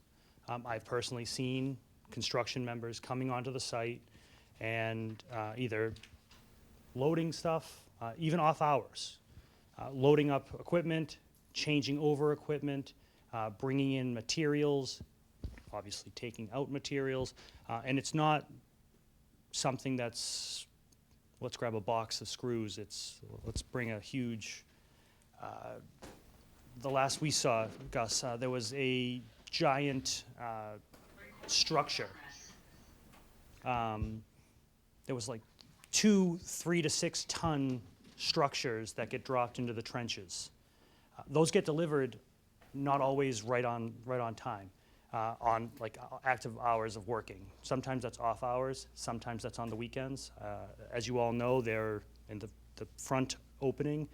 There's those 9 to 10 large cylindrical black, well, I don't know what they're called, that's not my forte. But they're right there, stationed right up front. They're there on the weekend. I would hate for something bad to happen, and to echo the deputy chief as well as the chief, with safety being a priority, it's not something that we'd want to see anything happen or that we're going to allow to happen. So, Okay. for what it's worth, thank you. Thanks, Sergeant. You wanna hold Then on to that? Then I'll add one, no, you go. Hi, my name's Frank Moran, 19 Partridge Road, Medfield. I'm actually on the dog control bylaw committee. As Eileen alluded to, we actually met last night. So a couple of things. One, I applaud your thought process as it relates to kind of opening up the backfield. But unfortunately, folks just don't follow the rules. So unless you're going to enforce adherence to people not walking around in the quad during the weekend, I just don't think it's a great idea. So, and again, I'm a proponent of dogs off leash, clearly. But I think this is a short-term pain, hopefully for longer-term gain. So, you know, I think we can probably deal with it for the next few weeks. Hopefully, once the construction's cleared up, we can come up with a solution so folks can get to the backfield. And I know that what you guys voted on back in October is probably going to change based upon the construction, because it wasn't just the backfield that was off leash, it was also the southern part of the property. That's thing number one. Number two, and I know we're not going to discuss this tonight, but I think as part of the committee, one of the things we talked a lot about last night, and I think we will continue to talk about, is the poop problem. And it's unfortunate that we have to talk about it, but it's really, it's really disgusting, to say the least. So it's something we have to talk about. And the other thing I think we need to discuss is the committee made some recommendations to the board prior to the changing of the bylaw about other areas of potential off-leash capabilities that were not voted upon. And we had a broad discussion last evening relative to what's off-leash and what's on-leash, and there's still a whole lot of confusion around it. And the reality of the situation is, based upon the bylaws, the only areas that are off-leash are Medfield State Hospital. So not across the street from Medfield State Hospital, and I walk there off-leash. So I'm not following the rules, but I'm being realistic, okay? Wheelock, I mean, there are a variety of other properties that are kind of tongue-in-cheek off-leash, but they're not officially off-leash. So I think that's something that the committee's going to address to make some recommendations again to you guys. And then lastly, I know the discussion was the potential of maybe generating some revenue as part of the off-leash program, so we can self-sustain the program to be able to deal with the poop issue, to be able to deal with the cutting the grass issue, to be able to deal with the plowing the area to the off-leash area. So, and then lastly, I would just make kind of a, so we are looking for committee members. So if anybody's interested in joining the committee and having some fun, so that we can clearly not please all the people all the time, I think send your name to Brittany. So that's all I have. Thank you. Yeah, I was a proponent of the front lawn being off leash only because the dog owners that I saw there were not doing what the dog owners in the Northfield do. They were throwing tennis balls and it was going back and forth. But I've gotten reports that before every Belforge, because Belforge runs their events on the front lawn, and before every event on the front lawn, Jean Minio, I guess by herself, because I doubt a lot of volunteers said, "Let me help you, Jean," basically has to police the front lawn to remove all the dog poop so that people coming to attend events can do it. And that's an example of, if that's what we're getting for cooperation, I'm no longer a proponent of off-leash dogs on the front lawn. And I hope that alone will at least simplify Jean's challenge before every event or performance. But, you know, That's it. The last point I'd make is if we do, whatever we decide to do this week, if we say we're gonna review it at our next meeting is gonna be in early April. So if in fact the construction is done by the early part of April, there's a good chance the construction will be done when we actually reconvene in a meeting to figure out what, if anything, we wanna do to change things. Bill? I just want to make a final comment. I would hope that some of what you've seen here, and some of the issues that you've raised, and some of the concerns that you have about public safety and what have you, is that you're going to get a chance to review Trinity's construction plan. You need to look at how they're going to prevent these kinds of issues from rising. And I'll throw out a couple of examples. So when I reviewed their submittal for MIPA, which I supported, by the way, in general, the whole support, you've seen my comments. Some of the things that they've had was, we'll put up construction fences as needed. And that's what we'll put in the final plan. That's not an adequate response that the town should accept. The town should be reviewing what they proposed and putting in what the town believes the town needs to do this. So when the time comes to look at the major project, the full project, the town departments need to very carefully review the construction plans. Yeah, Bill, to be honest with you, I'm not sure if part of the reason Trinity put it that way is because we basically told Trinity we wanted to maintain public access during construction. My guess, Trinity would prefer to put up one massive fence around the entire campus. But they did. They're if you look at the planning, so I mean, Well, unfortunately, I had the Yeah, well, misfortune of reviewing the planning board plans, and they actually move the fencing that they proposed to put up in the plans that they submitted to accommodate access, either using the Cottage Street for one stage of the process, or using the service road for another stage to get you to the back of the property. But again, their safety measures are not clearly defined in the construction plan that they submitted. And you need to think about this. You're worried about nails, you're worried about stuff there. There's other stuff. These buildings are filled with lots of stuff that you don't want on the ground, that you don't want people walking by or anything else. We need to look very carefully when the time comes. The Board of Health, the rest of the departments need to look at the construction plan and determine whether it's adequate or not to protect the residents. That's all. Still want the development, still want it to happen. I hope it gets done. If I could snap my fingers and make it happen, I would do that. So it's very important to the town that we get this. We need to protect our residents. All right, thank you. Just because people who are here remotely tend to get ignored, I have three comments from, it says Jessica's iPhone, so I know Jessica's first name is Jessica. First one is there an opportunity to better and more securely fence off the construction area and contain it and allow access to the trails if they're posting, because they're relieving the town of liability? For folks who et cetera. I'll, unless you guys want to chime in, I'll give a quick response to that first one. One, we have reports of people cutting strong construction fences, so you can keep putting up stronger and higher fences, maybe even barbed wire, and there'll be a way around it. So I don't know particularly that that's a good given that this is a short-term project, I don't know that that's a good short-term fix.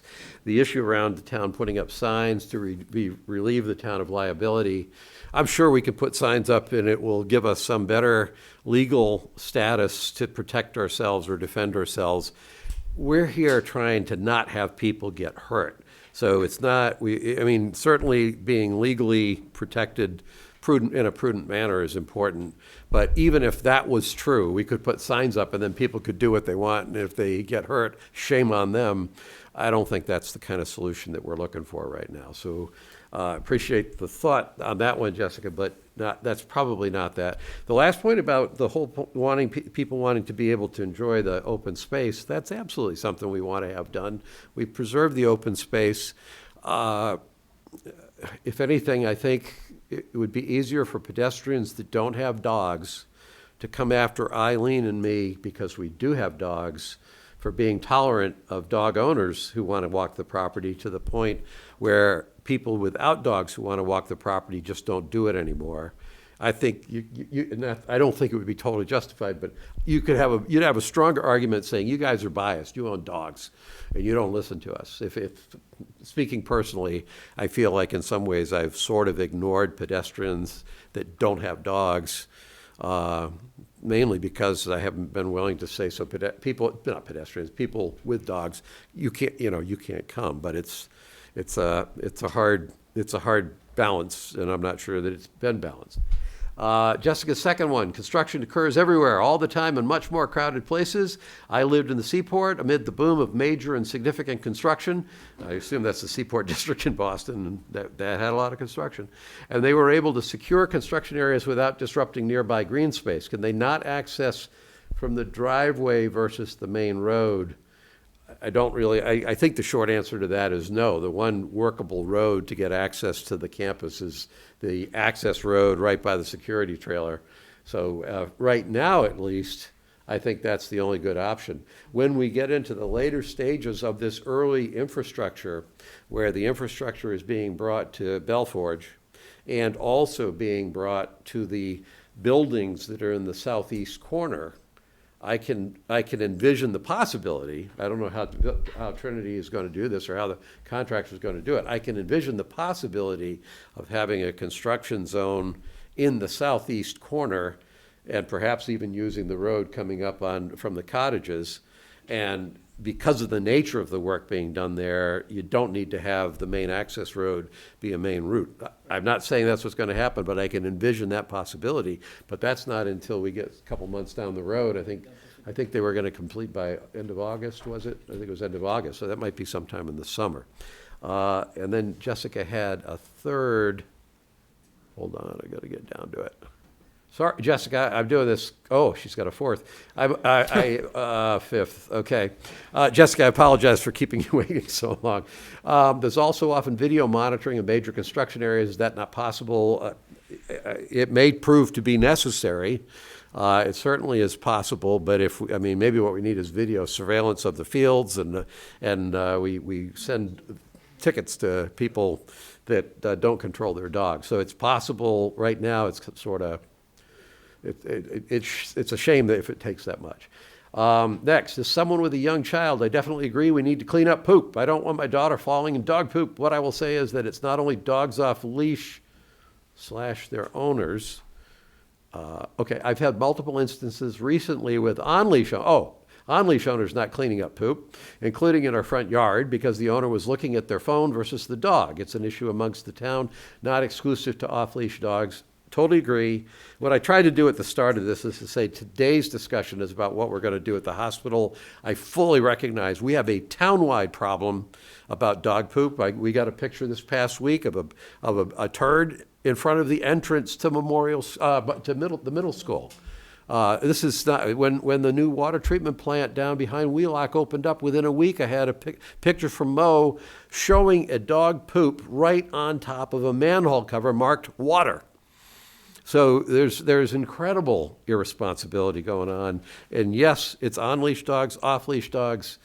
I just was hoping we weren't going to try to tackle that one tonight, that we deal with that over time. And then I think Jessica's last one. No, maybe not. We are a town trying to promote inclusivity, mental health, and peace within our town.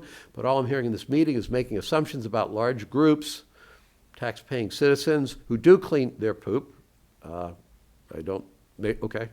Of people because a few or small subset are making poor decisions. Incredibly judgmental, honestly concerning as a citizen who chose to raise children in this town. Is this what we are about? Making broad assumptions and judgments. Let's go to solutions and work together. I don't think anyone has suggested that the majority of dog owners are doing this. The issue is too many dog owners are doing this. If there's an example of a responsible dog ownership group that I've seen in Medfield, I don't see them because they're usually not there on Saturdays. It's the group called VizWiz. That was a group, before any of this stuff became an issue, would show up on Saturday mornings and deliberately police the whole campus.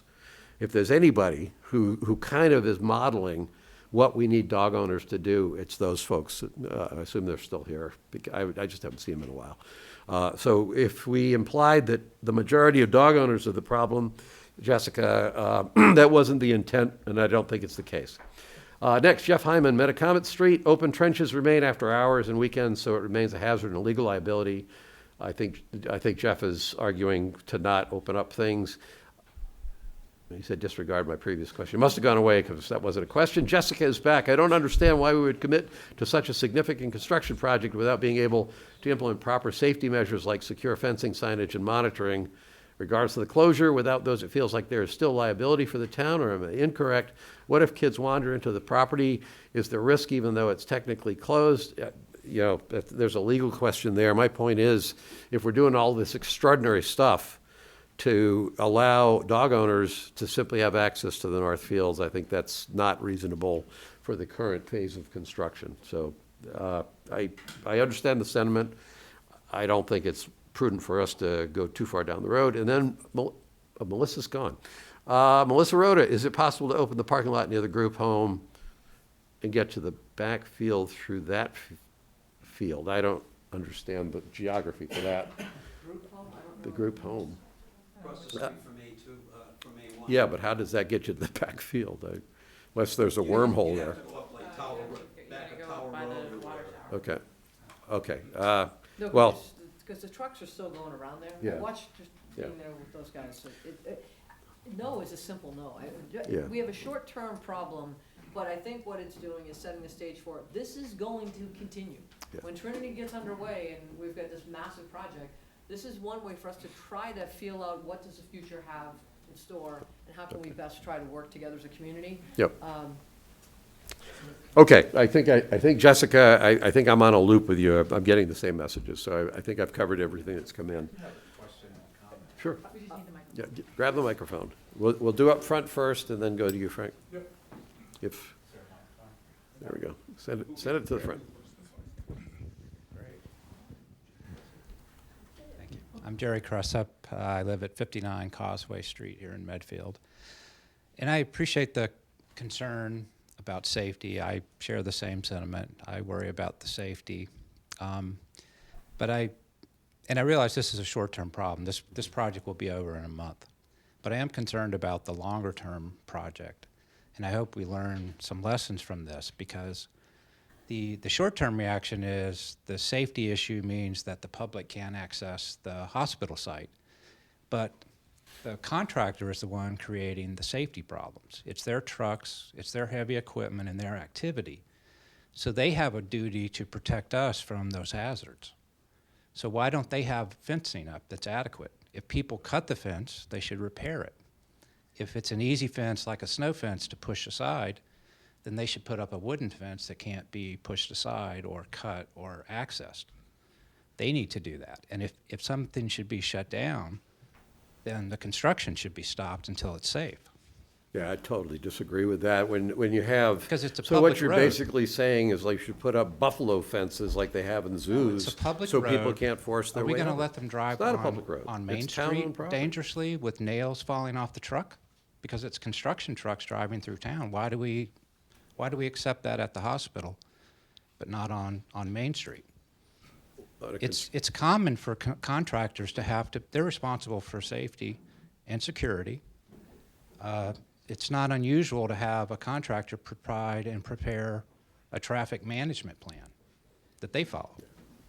So if the they need to bus route has- access roads that we're sharing, they need to do it in a way that protects us and allows them to do their work. So, and Christine, you can correct me if I speak out of turn, but, so a lot of this is being done by Eversource, right? Some of the. No, this is all Woodhull Construction, our But they're doing it under our permit. We gave them permission to use our roads. They're They our don't, contractor. yeah, well, And in the contract, because Jerry, what I'm trying to read from you is every contractor who does work responsible for a fence, or do they push it back on the town because they're doing town work on town land? Would it be? well, this is a complicated issue because we're the Yeah. owner and we're hiring them, but I'm looking at it as, you know, So I don't a disagree with Medfield that, person. and I made a note to myself, we meet with Trinity once a week, and we have discussions and meetings with the contractor on site, and so the note to myself was to talk to them about that is not acceptable to have any nails or anything falling off the trucks up there, so they need to address that immediately. So they did put the fencing up. It was taken down. People are walking through that area. But I think bigger than that is coming around some of the corners on the campus. And they have to do that work during the daytime, which is also very popular for people to be up there. So that's the concern of whether or not, we could have details up there directing them out of the campus, I'm not but. speaking about the short-term work. I'm thinking, when there's 2 years of construction work. Mm-hmm. I don't want the solution to be that they just put a fence around the entire facility, including the access road to the back, so that people No, can't use the field. We definitely need to keep That would the be access open. unacceptable. Yeah, no, I'm the just access suggesting needs to be we learn open. from this issue. Yep. I don't think anyone anticipated this happening. No, I honestly thought we could all get along. In the short term, If we thought, we were genuinely bummed out when we realized that people, when they see these big trucks, then they see trenches, you would think they would stay away, right? I mean, that's just common sense, but as we said last night in the dog control bylaw meeting, true. it's the few that ruin it for the many, but the few end up putting everyone at risk, right? Because it's that first person that's either severely injured or killed, they come back to the three of us and say, because it's even happened with some of the intersections, we get accused of, we're not thinking of safety. Well, we are, but there's so many moving parts. This one, it's like, okay, let's just shut it down. That's the easiest, it's disrupting people's lives, I get it. And it's not, the thing I'm gonna just say is, the hospital is not shut down. When you think of the main campus, that's what we're saying. You can't use the access road, I get it. But if you go across the street, you walk down Sledding Hill, and you go across, you have all of the trails. And then when you get to the back side of the hill, we have no control over that, that's Dover. So there's actually a lot of land that's open. It's just the Agreed. one I know the easiest access is to go up the service road and park near the mural building. But that, unfortunately, right now has to be shut down until at least early April. And then, we can readdress it. Understood. But And- there's a and- lot open for, I mean, even the field that's to the right and to the left, it's owned by the state, it's not owned by us. Yeah, my only point is, Trinity has the opportunity to plan. Hopefully, they're learning from this issue. They're watching all of these meetings. Oh, yeah. Yeah, Trust and me. if your point was on the long-term Yeah, construction, totally agree. what's that happened you here, need- I mean, you did need what you had to yours. in the short term. I'm Right. not trying to Right. Monday morning quarterback what you did, and it'll We be are. over in a month. We are. Yeah, We no, are. no, Trinity, I'm really hoping that Trinity is able to secure spaces so that they can use the road that actually the utilities are going up right now. That would be ideal, right, if they needed access up and down the campus. So it's a paved road, it's wide, and you can easily see that if people are not allowed in the front half of the campus, that's really simple to do. Mhm. But right now, with just that one road, and I can only imagine how rutted the back road is now, there's a lot that's going to be taken care of. We'll go back to Frank behind you there. Again, Frank Moran, Partridge Road. I just wanted to kind of respond to Jessica's comment relative to the assumption that there's a small subset of people that are ruining it for the larger assumption of people. And I'm not convinced of that. So, and again, Eileen's kind of sick of me hearing this, but I typically don't walk at Wheelock. So for transparency purposes, my wife and I have a dog business. You guys know that, right? So we do 2 or 3 dog walks a day. Typically don't walk at Wheelock. We've been walking at Wheelock for the last couple of weeks. The first time I walked at Wheelock a couple of weeks ago, when there was still snow on the ground, there were probably in excess of 200 or 300 dog poops. Okay, I'm not exaggerating, right? Every foot there was a dog poop walking We up. received 87 pictures one afternoon. Walking up the path. Now, you can't tell me, right, that that's a small subset of people that are walking their dogs that are leaving all that poop. So again, I know this isn't the forum for that, and it's unfortunate we have to be talking about dog feces, right? But the fact of the matter is, it's not just 2% of the people, okay? It's a large percentage of people who, for some reason, feel they're entitled and they don't have to pick up their dog feces. So anyway, that's my comment. Yeah, one other disheartening thing, and sorry, Hayne, you, if I've got this wrong, you can correct me, but in the campus, so we have the dog poop, the duty calls, the barrel, the barrels and Green bin. containers. And for the life of me, there's one of them knocked down right in the center of the campus. These things were put in place with concrete. And I'm trying to figure out, I'm looking for the hole that the concrete made when this thing gets knocked down. Not only get knocked down, but the actual container that's on the post is crushed. So that, and I'm looking at it saying, well, we did have some windstorms. I don't know how this thing got here, and I don't know how the container got crushed, but if we also have people who are not only not complying, but are actively vandalizing the things that we put in place at town expense to try to avoid that. I would say. Maybe it was construction. I would say Maybe it was construction. I saw the one you're talking construction. about. Okay, That okay. looks like it got clipped by a truck. Okay, all right. Then We'll have it put back up. I withdraw, well, you'll have to get a new barrel. I'll have Okay. to get a new I- one. I- So thank you for the comment, because I was sitting there, going, I can't believe people are doing this. No, And I no, jumped to a conclusion I shouldn't have jumped to. I will say relative to the hospital, and again, I know there's still dog poop around the hospital, but those barrels, at least prior to the closure, were being utilized. So every time I would go throw dog poop in there, which was 2 or 3 times a day in different barrels, they were primarily full and typically not overflowing. So people are throwing poop away and they're utilizing those baskets. So. Yeah, fair point. I'm gonna propose that I think what I've heard here is that we are going to keep the campus, to include the access road, closed between now and at least our next meeting, 7 days a week. That's, I think, what I've heard is the consensus. That's a clear recommendation from the police around how to handle it. I think, Eileen, you Yeah. endorsed that view, Pete? I do. So, I will take a motion to continue the current restrictions. Second. So to be clear, just on the wording, we are keeping the campus closed. We are keeping the access road to the north field, or the north parking lot closed. We're not doing anything to the north field itself. We're not doing anything. We would want people to obey the rules on the south of Hospital Road. But that's, for those who thought we had closed the entire hospital property, that's not what we're doing. We're doing the campus, the access road, up until you get to the north field. All those in favor? Aye. Okay. Okay. Thank you. And for those who came on whatever side of the issue you are, or those who listened, I hope this discussion was at least, you consider to be a cordial, respectful, and thorough one. As I can't see the clock because of that. Okay. Yeah, so if you can All just right. let everybody know, that's okay. Good seeing you guys. It's been a while. Right now? No, just like All more good? details. Oh, yeah, Just to yeah, make sure that that's okay. Now, as discouraging as this sounds, agenda item number 4, sounds like this is going to be a long meeting, but usually we really pick up speed. So agenda item number 4 is the FY care. 27. Thank you. It's the FY 27 budget. Well, we've been talking so much about getting to our we have a lot of jackets. You would have figured that out as soon as you went out the door.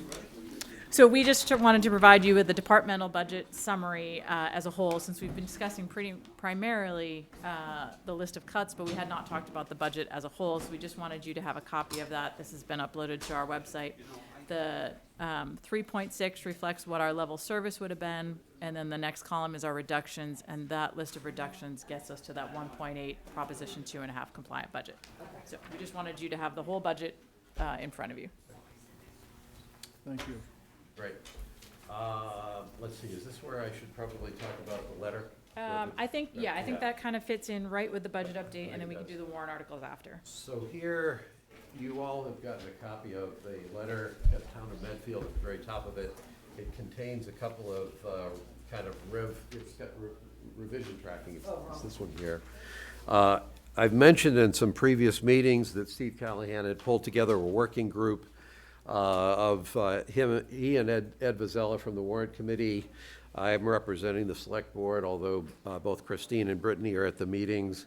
And Michelle Kirkby is representing the school committee, but the superintendent and the finance manager for the schools also attend. What Steve was trying to do was to have a series of informal discussions among representatives of the three groups, the warrant committee, the select board, and the school committee, with the goal of arriving at a unified view about what, if any, override we should be recommending to the taxpayers. So if you look at the warrant article or warrant report list, the articles, there's one article to pass the Prop 2.5 compliant budget. That's then followed by another article that's proposing an override. And in fact, there's a third article I gotta get this right, make sure it's the third article. Wrong in here, but yes. Okay, you- there's you a were third right. article that's establishing a stabilization fund that would take some of the total approved override funds that the taxpayers will be asked to approve at this year's town meeting, put them into that stabilization fund for use in FY '28. The goal being to pass one single override that covers the pressures that we are seeing in FY '27 and the pressures we anticipate seeing in FY '28, get those amounts all covered in a single override article, ideally approved here in our upcoming town meeting. So there won't have to be another operating override article next year in FY '28 in advance of a debt override article that everyone's anticipating will be presented to the voters at the 2028 town meeting to approve funding for a new school. And in today's meeting, Michelle Kirkby pointed out that even though that's when the debt override gets approved, taxpayers won't actually see the effects of that for another 2 years. So probably in 2030 is when the actual financial impact of that debt or override would show up. So that's the basic structure. In trying to introduce that to the taxpayers, the warrant committee had drafted this memo that you have here.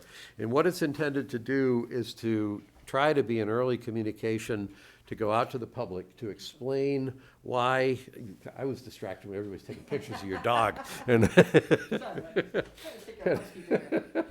but this was a short summary message to the public, or is intended to be a summary message to the public, to try to help explain to the public what the purpose of the override articles and the stabilization fund is going to be, to try to reassure the public that the warrant committee, school committee, and the town have all done their best to try to take as hard a look as they can at the budget, to exercise as much financial discipline as possible to get the necessary override that they need, that I've gone on record saying I think that this is a year that we probably do need an operating override.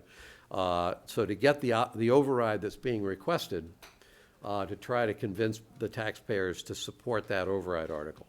I think the override for FY '27 might not go down easy, but I think that one's understandable. Explaining to voters that this override includes funds for FY '28 and helping them understand why it's being done that way and what the commitments of the town are to assure the taxpayers that they won't be hit with another override article for FY '28. This is intended to do that.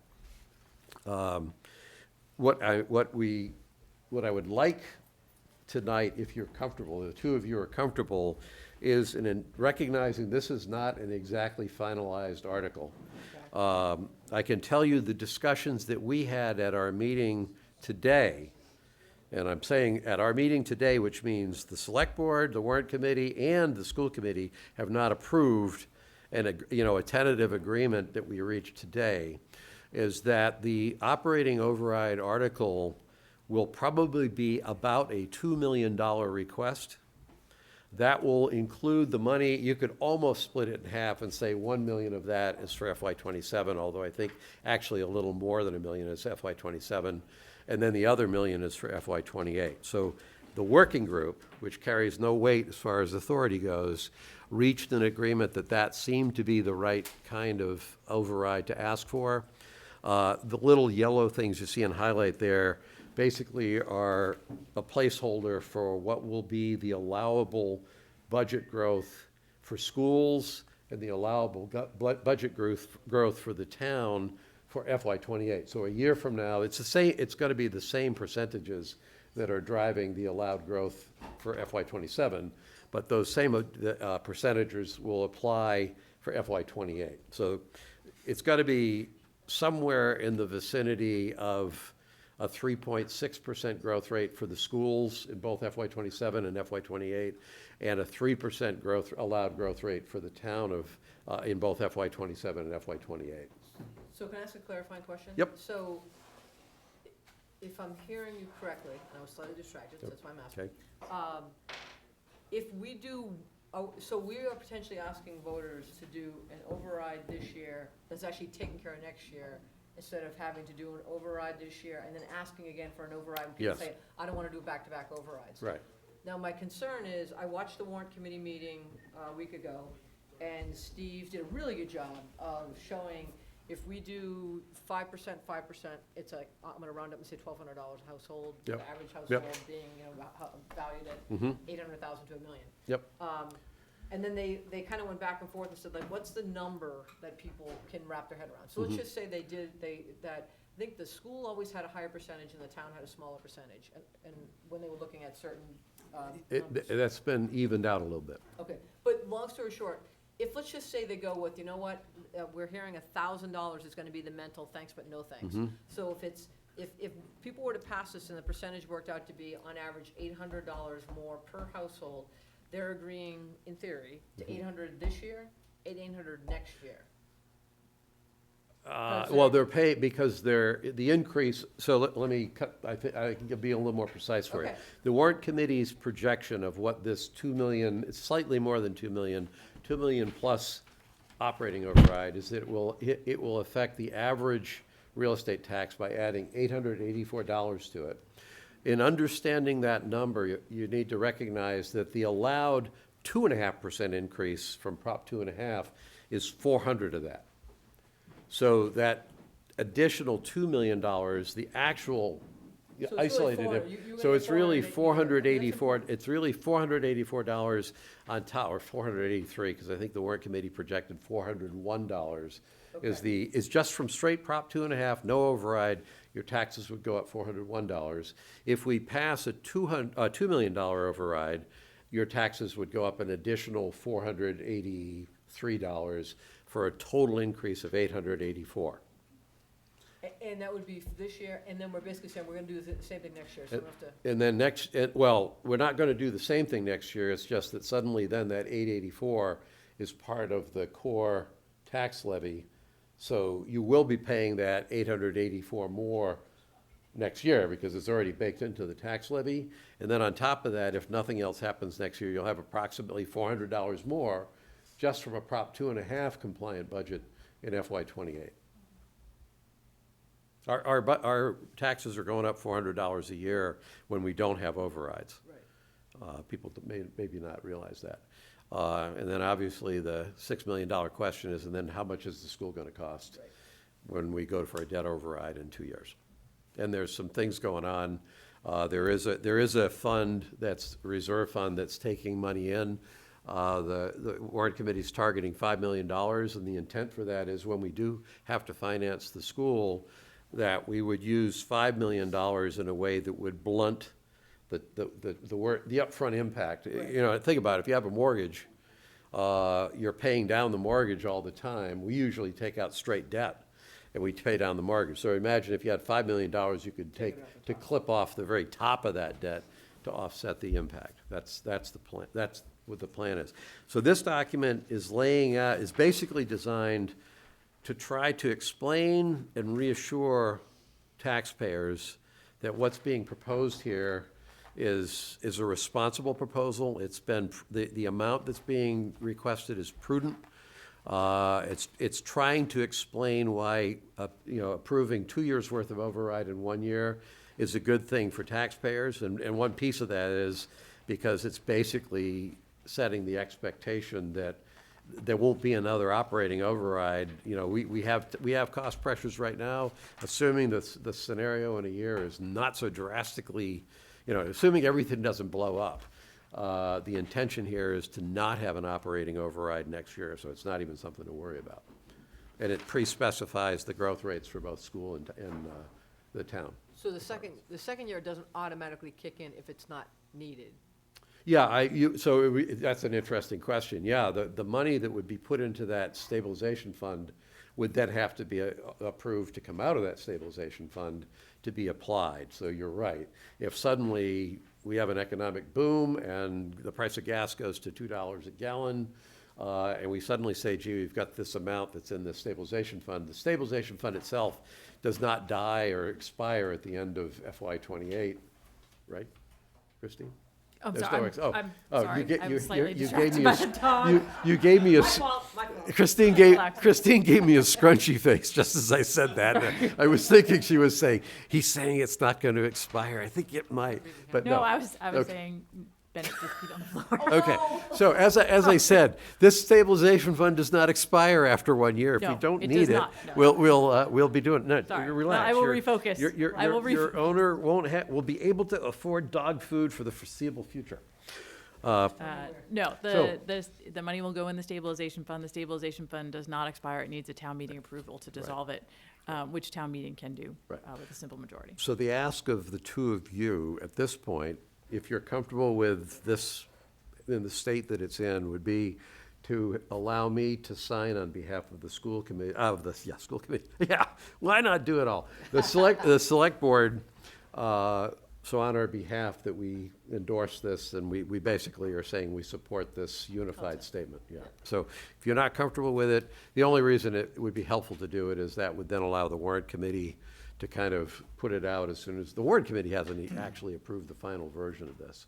But in the, because we're not meeting until April. Yeah, no, I have complete Okay. confidence. I watched Okay. Steve. Steve did a great job Okay. last week. This procedural question at the town meeting. So if I remember correctly, we did something different under my story than we did before.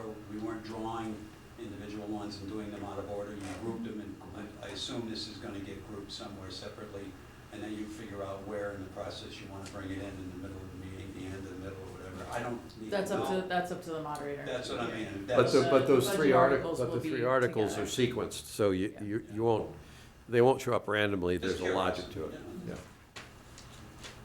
Other questions? All right, then I guess you two need to Well, authorize me. My Okay. position, Gus, is that I think this makes sense to me, Mm-hmm. and I think that we want to be educating the residents about it, but just the fact that I've only just seen it at this meeting and haven't really sat and read it yet, so I would like to hold it for the next meeting. Okay, then we'll do that. Okay. That does it for that one. Next is review the draft 2026 annual town meeting warrant articles. So I have a couple of specific questions. We'll go through each of the articles and take your positions at another meeting, Yep. hopefully on the 7th. But I do want to talk about a few of them, and one of them actually relates to Bill's question, and that is, there's some renumbering that's going to happen, because the sequence of the article for the budget will be the Proposition 2.5 compliant budget will be the first. Then we will discuss and vote to create the override stabilization fund article as you just described, Gus. And then after that will be the fiscal year 27 alternative operating budget, which is contingent upon the ballot question. And that is the budget override question, which is essentially another budget. Okay, so those three. So in your order in here, they're in the wrong order, but they will be renumbered and done. I would Yep. like to talk to you about Article 25. There. Okay. Article. No, sure, the warrant was in Oh, it your. was in the. Yep. Yeah, if you want to Yep. look, if you want to look on No, with I me, got it. okay. Okay. Article 25, which was the Danielson Pond Dam, was withdrawn by the Conservation Commission last night, so we are removing that from this year's warrant. Article 29, I wanted to have a conversation with you, and this is the reduction of the town meeting quorum. It's currently 250, and actually, let me pass this out real quick. This is our most recent attendees at town meeting, so that'll give you an idea of where we are in numbers. I had put a placeholder in of 100, and I have spoken to Gus today about this, that I believe actually my notes were 150, but I put in 100, but I believe you had talked about 150 as where you wanted to go. So if that is true, then I will make that change. That was just my, Yeah, I think that was my Transcription. recollection, we went to 150, yeah. yeah, okay. So we will go to 150 on that. Okay. And then Article 36. Which is, hold on, let me get there. Okay, Article 66, jeez. Article 36, we had talked about the dog white walking licensing fee. And obviously, as Frank presented tonight, the Dog Bylaw Committee just met last night. they're not ready for a warrant article for this year's town meeting. So I would suggest that we withdraw this. We don't know what's going to be recommended. So that puts us a year off. It puts you a year off To because do I don't anything think about- I don't think they're ready between now and the time in which we have to go to print. They have a process or, So let me ask, so is there something that could be put in there in terms of authorizing a medallion program, for some way to explore, so that we could implement a medallion program in the next year? you need very specific, because you're changing the bylaw. So you need specific language to change the bylaw if you're going to institute that with the fees. And Yeah. we wouldn't be able to institute a medallion program until it gets voted on by the public, Yeah, if you're changing the bylaw. and that's where it falls. Yeah, town meeting would need to approve that. But we, as a committee, can modify throughout the year, like if we need to address, you're gonna hear the dog control bylaw we bring forward, we need to address Wheelock in terms of, I think the schools actually control the field right behind Wheelock. Yes. So that's not really for us to have any comment on. I'm sorry. And then, you've got the big soccer field to the left, that's not, that's under control by Medfield Soccer. a private organization. Through the schools. The schools lease that property. Okay. Yep. So those two areas should be on leash, but we were talking about that last night. So that's something that the schools can take care of without a Yep. bylaw change? And Yes. then if we were to address, like, HomeQuest, again, that's something that we would have the authority to vote on, like we voted on walking on and off leash at the state hospital. Yeah, Okay. the issue is when you are increasing the fees, you're setting a program for fees, you're gonna change the bylaw and institute that, and you're gonna talk about what the enforcement is, that needs to be a bylaw change. And the practical implication, not fighting the bylaw requirements, but the practical implication, given given the budget decisions, I think, that have been made, now, this may change with a override, but the town funded this duty calls service up at the state hospital out of town funds. At the time, the way I viewed it was we had a big problem that was, even though the town was paying for it, it was an effort to try to make most of that problem go away. It probably made more than 50% of the problem go away. I don't know that it made most, if we're talking 90 to 95% of the problem go away, but leaving that aside, as things stand right now, there is no funding in the town budget to pay for that service. The thought was to try to pay for that through some sort of a medallion program. So we will be setting ourselves up to not only not have solved the poop problem as it exists right now, but to have gone back to making it worse because the receptacles for the poop won't be there under contract, and so nobody will be cleaning it up for people. That may lead to some more austere decisions about dogs being allowed on town property, I guess. Just across the board, or at least across specific sites of town property. Because we won't have the money to pick up for the people that aren't doing a good job. And the same is true if we were to increase the dog licensing fee. Is that a, oh. Is he okay? He's pooping. Oh, Jesus, I'm having a bad night here. Come here, baby. I'll take you out.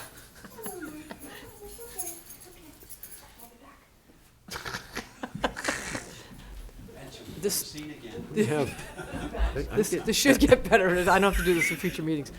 The back and the front doors are open. Oh, wait, Kathy, come here. Kathy. I've got one better for you. It's all open. But if you go to the side, you can come in the side. so starting immediately, we're gonna have a competition during select board meetings to see who can bring the cutest dog in. Well, it's not something I wanted to do. I get It's stuck not in a just pinch here. looks, it's behavior during our meeting. Sorry, folks. Then we'll go to macaws So, or something else. so from a dog licensing fee, if we were to change that, is that a, I'd have to look at the code. I think you need to change it. Licensing is tied into something separately. That's more complicated. There'd be questions about whether that's a permissible component of the dog licensing. okay. Okay, because the one thing I will just say, one snippet about last night when we got into this pretty intense medallion conversation, which was really good, is that, all people say is, we don't care what we're paying, all we want is a clear expectation. If you're telling me we can run on the back field off leash, then it should be mowed, right? But it can't be, you paid the money and you can only use it. And so there were it was really good conversations that I can capture and summarize when it's like, if we're gonna do this, we as a town have committed, these dollars are providing revenue, so there should be resources to cover. And I would point out the backfield is about 2/3 owned by Dover, so when we Right. say Oh, it no, should we be said that mowed, maybe. yeah. But if you're coming off the parking lot for where, on our side, it should at least be mowed there, and then, and that's a question I just have, like, I haven't seen the contract for any mowing going into the. It was a Oh, was it two-year 2 year? And we're happy with what was done, so we're good, okay. Yeah, we're good. Okay. And so that was, What else? That was it. So my question was, did you want to withdraw that for tonight? I just think we're not ready to go. What do you think, Eileen? I mean, I hate to say we're not ready to go, because that says it's a year and a half before we might be ready to go. And there's no, when does as this have long to as we have, we gotta withdraw it But before we set it for don't print. forget, it has to pass muster with the AG's office, so it needs to be carefully drafted, and we need, The question you is, need to does- use a template that you have to be know's corrected already every 2 been weeks and just, approved. like, ask it- I question needed, is, I do we mean, we're need to going to print withdraw on tonight? the 8th. or do we wanna And the see? problem is the warrant committee wants to review it too. I don't think there's any forcing function to withdraw it tonight if something miraculous came through between now and then. It's just like, we're just conceding a year and a half. Just give, I can connect with Frank and I can connect with Jill, and without breaking the open Okay. meeting by not going to the whole group and having a formal meeting. Okay. Because I don't disagree with what you're saying, is, like, if we can figure this out, it's not brain surgery, like, what can we put in there? It's worth a shot. Okay. Yeah, I forget whether you said it was Newton. Yeah, Newton has a program. Yeah, Newton so has a you might program, be able to Dedham, I get- think, has a Frank was summarizing last night quite a Yeah. few of the programs that exist. So if we Not a glommed general on to bylaw. Newton's bylaw, maybe it's not that hard to write a bylaw, Okay, even if it has to pass AG muster, because it probably already has ones. So. okay. Okay, we'll hold on that Awesome. one. Thank you. Keep it, okay. Okay. So, I'm just trying to think, I'm sorry, I'm trying to think out loud. What I may do then is I may move that to the very last article. Yeah. Just in terms of numbering, because all the other committees are looking to start to Yeah. publicize their articles Yeah, and give yeah, their yeah, numbers. So yeah, I may that's move okay. that just to the very end. yeah. Okay, you're fine with that. After free cash, or It's going after free cash. nobody will be here. Once we get past free cash, everybody walks Well, out. that'll keep everybody there. Not why we're doing it, people. That's a good point. All right, so Okay. I will, Okay. Chris Potts, 7 First Street, just a clarification on if this was a non-monetary incentivized sort of type of thing. You know, like Rocky Woods used to have, you'd apply, and you'd get your lanyard, and it didn't cost anything, it was just sort of, would that be something that would have to go through the bylaw? Could you do it as a sort of a interim step? I think before they were things looking to happens? raise revenue out of this, was my yeah, understanding. the revenue is the catch. Okay, but it is the revenue part that's the catch. That would have to be a town meeting article. I think you, No, anything no, that's a if it's gonna be a bylaw, yeah. so we have a dog control bylaw, if you're gonna amend any part of that. I think the it same needs a bylaw, otherwise there's no Okay, it's not enforcement of it. binding, Yeah. I guess what I'm saying is like, almost Yeah, like a good non-enforceable. neighbor campaign, like if you're wearing a bright pink tag, you're a good neighbor by helping us, you know what I'm saying? More You don't like get an to interim enforce- you won't be PR able to education enforce it. campaign? If we can't enforce it, the one thing and the group last night was pretty adamant about is, if we're gonna do this, we need to do it with teeth. So it starts and people realize there's a strict fine. And even the chief was like, listen, we'll do what we need to do. They like to educate, but, there's certain things that she said, especially with people leaving poop behind and all that, there's zero tolerance for that. And then as we expand who's going to be able to walk on properties and for what fees, we have to be able to enforce that if people are spending money. I guess what I'm saying, again, from an educational PR standpoint, that you might be able to educate people if you're not at the point yet where you can roll this out officially, where you're all of a sudden like almost giving people like an educational button or something that like, this is coming, get used to it. You know, you're a good neighbor by wearing this button. You know what I'm saying? It's more like a, No, I hear you, but the challenge that we have at the state hospital especially is so many people from out of town. And they're random, right? And so that's gonna be the challenge. Like, when we first do this, it's like going into some, I think, Borderland Park. You've got somebody right there, and you've gotta be able to show, we're gonna have to be that strict early on, but the money should be supporting that. And like, you know, again, like, one little tidbit, like, when there was math done last night as to what these dog walkers can make, there's, you know, there can be some decent fees charged for dog walkers, because they're making a decent amount of money on town property. Like, we're talking like multiple thousands, so it's, I totally get it. It's gonna take a little while for people to get up to speed, and Yeah. people like to be informed before something happens. Yeah. And you could actually do it in, I think, in a fun, educational way before this actually is implemented. Yeah. That would say, this is coming, we have a committee that's working on this, just be prepared for some changes. So they're not completely surprised when all of a sudden this gets rolled out. So you might be able to do that. You might be able to use that time period before the next town meeting, to use that as a way to sort of say, okay, this is coming, get ready for it, you know. if it gets voted in.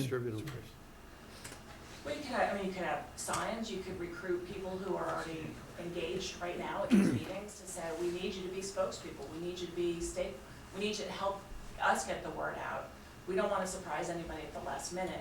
I mean, there's ways you can do it with Yeah. people that are already engaged in the committee. You know, even just walking up there, and people who walk up there all the time, would you be willing to hand out, you know, a little bit of information to people that are. No flyers, because that's trash. Well, you know what I'm saying? I'm But kidding, it I could be know. buttons. It Yeah. could be something that people would wear and that people would start asking Yeah. about, and would get the word out.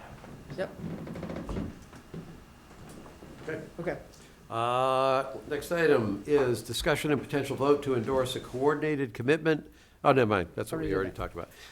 Next, vote to approve the energy manager intermunicipal agreement with the towns of Norwood and Sharon. Yes, so we have been, as you know, trying to fund the energy manager position for over a year with the grant we received. We have been working with Norwood and Sharon, and we have actually hired an energy manager who will work for all three towns. But we need to have an intermunicipal agreement so that we set out what the pay structure is going to be and what each town is responsible for. Okay. Sharon and Norwood have been great at bringing us into this situation, as they were already advertising, so it's great. If I'd known that, I would have taken care of that. I know, it's okay. And Norwood and Sharon have already, their select boards have already signed. Yeah, they've already signed the IMA, so we're ready to go, and Eden starts on April 21st. Questions, comments? So moved. No, well, I have questions. questions? first, No, Question. I'll let you but- take it. Questions, Pete? No. Okay. Question I had, I already mentioned this to you, Christine, in paragraph 6, it only mentions Medfield's obligation. It gets cleared up in section 3, paragraph A, I think, because it almost seems like that paragraph shouldn't, section 6 paragraph shouldn't be there. It's the one that says Medfield's paying $60,000. It doesn't say what the other two towns are doing.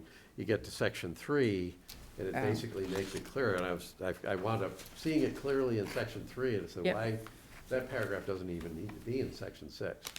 Because it looked like we sort of, somehow or other being singled out. So we're singled out because our money is coming from grant money. Okay. So we need to indicate to the state what our allocation is for this IMA. Okay. Yeah, Okay. and it Yeah. is the grant money is very specific that it has to be used towards the energy manager. Yeah. And through Yeah. this agreement, we also might be hiring a part-time assistant, but those additional costs would have to be picked up by Norwood and Sharon. Right. Our funds can't go towards that. It can be Yeah, so we're just laying out So you're saying that exactly what ours. paragraph does need to be there Yes. Yes. specifically? Okay. Yep. I withdraw my question. Yep. Pete put a motion on the table. Second. Second, all those in favor? Aye, aye. Aye. Okay, so that's approved. Next, we have a vote, yeah, we're good. Vote to authorize the town administrator to sign Exhibit A within the intermunicipal agreement with the town of Walpole to have KP Law PC manage the negotiations with Win Waste Innovations for our waste disposal consortium contract, avoiding the need for each municipality to negotiate separate contracts.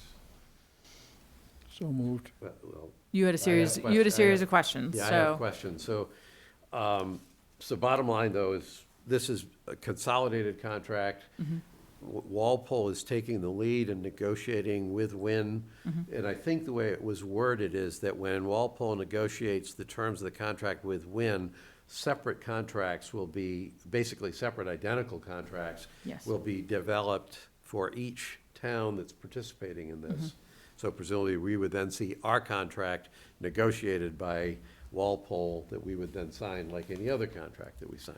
The questions I had on this, the first one was, how did Wynn get selected? So, and Christine, I've asked you these questions, so we'll just answer Yep. them here. So my first question, how did it get selected? In other words, is Wynn the contractor that we already use? Yes, this used to be what we called the Wheelabrator contract, and they've changed their name, so now it's Win. So we're continuing on with. With who Wheelabrator. We've always Don't had. have any real options. Okay, Yeah. and we're choosing not to recompete or reopen it. We're willing to continue to work with them. They're pretty much the only game in town. Another good reason not to Yeah. try to compete it. Yeah. And then my main question is probably useful, is what results are we expecting to get from this process? So what I'm getting at is, if it made sense for us to join in with Walpole to negotiate have them negotiate a contract on our behalf, that is a follow-on to a contract that we already have that we negotiated ourselves, what is the better result we're hoping to get from that process? So we didn't negotiate the last contract with Wheelabrator by ourselves. That was a consortium as well, 20 years ago. Okay, I did talk to Mo. There were 34 that were invited at the beginning to maintain that consortium. He was not sure exactly who maintained, but he thought it was the majority of everybody was going to stay in okay, it. so we're just doing what we've been doing before? Yes, it's just a continuation. Okay. Yep. Then I guess we can take a motion. I did. So moved again. Second. All those in favor? Aye, aye. Aye, okay. That one's done. Next, vote to sign a contract with Daigle Electrical Construction for intersection improvements at North Meadows Road, Route 27 and Dale Street for $97,979. So this was set aside from a few years ago. This was actually the Medfield Meadows development. This was the amount of money they set aside, the town put into a revolving fund. And they are going to be making pedestrian mobility improvements, sidewalk patches. There will be cement, concrete, accessible ramps with new granite curbing. They're doing installation of wire loop detection, emergency preemption system, new traffic signal equipment, and new crosswalks, new crosswalk. I don't know if you've been down in that intersection. They are Bad. really bad. Yeah. So No, new when I read this, crosswalk that's what I was signals. hoping. Yeah. Okay. Yep. Motion? So moved. Second. All those in favor? Aye, aye.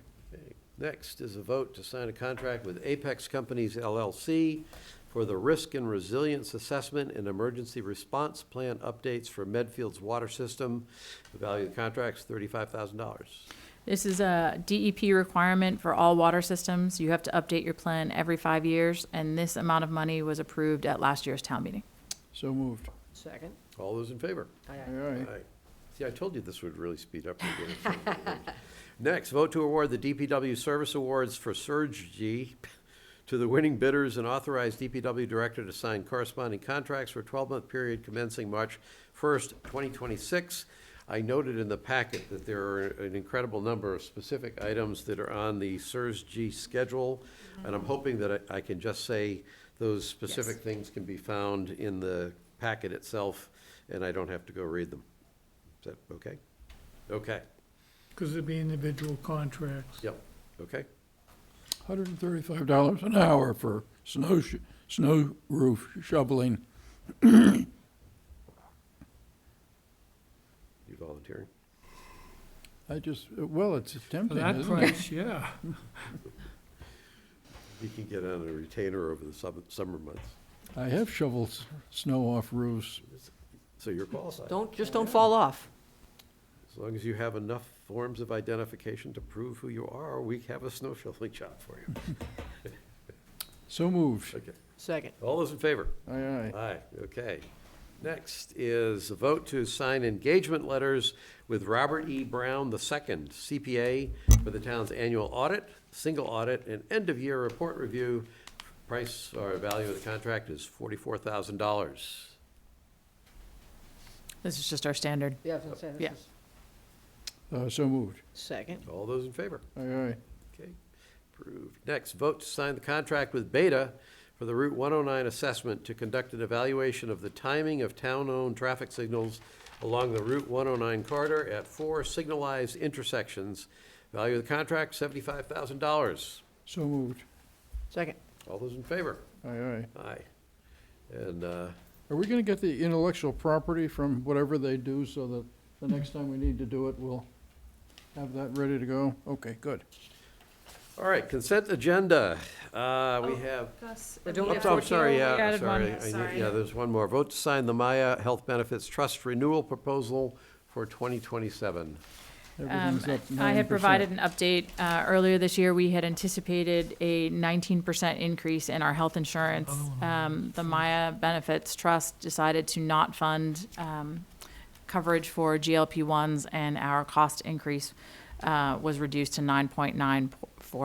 9.94% for our insurance. And as you realize, that was also, we originally had 1.3 guidance from the warrant committee. That was increased to 1.8 once we reflected the savings in the okay. forecast. Yep. But just to point out, our dental plan did increase 10.6, and no increase on our vision. Okay, now before I go to the consent agenda, I see we have a letter here, a letter of support for Natick's Regional Yes. MVP application. That's not on the agenda, but are we, what are we doing with it? It should be on Yes, it there. is. We're- It's on the revised. On the revised, those were the agenda. 4 things we revised. Next page. Ah, We need to vote. Flipping the wrong one, Maya so- in. Yeah, you're gonna need to vote Maya ah, first. sorry. So Yes. Yeah, we got a second. All those in favor? Thought I Aye. missed something. I was like, okay. Yeah, sorry about that. That's approved. That's, That's what we're getting to right now. That's the one, Yeah. the next thing is request to authorize the chair to sign the statement of support for Natick's Regional MVP application on behalf of the Charles River Climate Compact. This obligates the town to an in-kind donation of $250, which we usually do annually with staff time. The Neponset and the Charles have both offered generously to help us with our education campaign. This is separate, but have both generously offered to help us with our education campaign for the dog poop. So, Okay, so moved. Second? All those in favor? Aye, aye. Aye, okay. Good. Okay, now we get to the consent agenda. There's only one, there's only one item on the consent. There's Are red. they both, there's another item. Okay, there's 2 items. Thank 17. you. Yeah, I've got 2 I got all my notes on the original. So 2 items on the consent agenda. 1, Belforge one-day alcohol permit requests listed below for the 2026 season, and requests for sandwich boards in the 4 approved locations from April 17th to May 1st in advance of our season opening on May 2nd. The specific days for the one-day alcohol permit. I'm comfortable on the 1 days with you just referencing. Okay, as a- so the in the consent specific agenda. days are listed as items A through R on the agenda for this meeting. I have one question for Jean, who always tries to sneak through one opening hour before noontime. On May 16th, it says from 11 a.m. to 3 p.m. In the past, we've agreed that you can set things up before noontime, but you can't sell before noontime. So that's the only issue I had. Huh? on Sundays, Especially on Sundays. we'll make it 12 o'clock on 12 o'clock, so, look, I thought you were just testing the system, Gene. All right, so that's 12. It doesn't mean you can't set up. It just means you can only test, the bartenders can only test their drinks to make sure they're being properly mixed. So it'll be 12 PM. So 12 PM. Yeah, thank 12 you. a.m. Thank you, Mark. That would really be sneaking Yeah, something by. we'll show you. We will show you. You think you're so smart. That would be a good start to the season, though, Gene. All night Belforge party. It would be like, you could I was like, wait, we could talk about advertise it as the last man standing competition, and it might just work. Okay. Huh? Yeah, yep. Okay, and then the second consent request is a request to post signs at the corner of North 109 and South Street, Route 27, from March 25th through May 2nd, advertising the 5th Annual Ferry Walk. Do we usually approve, that's what, I guess that's 6 weeks, I guess what's the limit we usually do? We usually So do 2 weeks. this is a little bit longer than that. Yes, and so you have in the past approved it, but it has to, you Yeah. have to acknowledging that it's past 2 weeks. Okay. Or you can do whatever you want. So, hate to mess with ferry walk people here in town. I'd never mess with We the could- ferries. Do you think we can just not challenge the It's just a supernatural? policy, it's not Huh? anywhere written down. Yeah, and it applies to Once you do people it who for put signs one. up, not ferries, well, that's so the we're same. Well, okay. that's my only concern. All right, we'll, I'm what- prepared to not stand on ceremony here. I'll move the consent agenda then. Second? All those in favor? Aye. All right. They owe us. All right, next thing is a gift, vote to accept a gift of $1,500 from Nancy McCabe to Medfield Outreach. So moved. Second. All those in favor? Aye, aye. Aye. See, it was worth your time sticking it out here, Kathy. It's never done, Yeah, never done. Citizen comment. I don't think we have any, right? No Nope. citizen comment, other than what we've already gotten. Meeting minutes, I ran out of steam. I didn't get to these. Same here. So, okay. We so took up we're most still- of your time today, so. Yeah, I kind of, so we're going to defer all three of those. Peter, you squared away on those three? I am. Okay. Pete gets extra points for being prepared tonight. Town administrator update. 2 quick updates. One, I referenced, we've hired a new energy manager, Eden Floyd, and she starts on April 21st, and she will be in an office on this floor. And then I want to talk to you about a really great partnership that we have going for this year's town meeting, and that the town administration has partnered with the 5th grade Girl Scouts for their Bronze Award, and they are going to be promoting town meeting and trying to get people to go to town meeting. So we met with them yesterday, and we kicked off our project, and they're going to report back, and you're going to see posters, and I you're love going to that. see lots of engagement and reminders as to why you should go to town meeting to get their civic engagement Bronze Award. Can we recruit them for the dog medallion thing? I- I know we tap the Eagle Scouts for things. Absolutely. Free Girl Scout cookies. There are no Girl Scout cookies involved in this transaction, much to our chagrin. Hey, could you give me the name of the energy manager and start date again? Eden Floyd, Eden Floyd, okay. and April 21st. Yeah, and I think she'll start April 21st in Norwood. Yeah, she's gonna, her schedule will be, we can let you know when she'll be here. Yeah, I just- One day a okay, week here and the rest remote. Okay. Do we have power surge around here? Because my battery, I just realized is like 1%. So You while have you're more? doing that, let me bring up the other thing we've done. We just applied, we met with Rep Vaughn and Rep Tarski, and we have put in an earmark to upgrade this room in terms of multimedia for anybody who is trying to watch the dog bylaw committee or was here last night. Though we thought we had it all set. We were very close. We even tested it.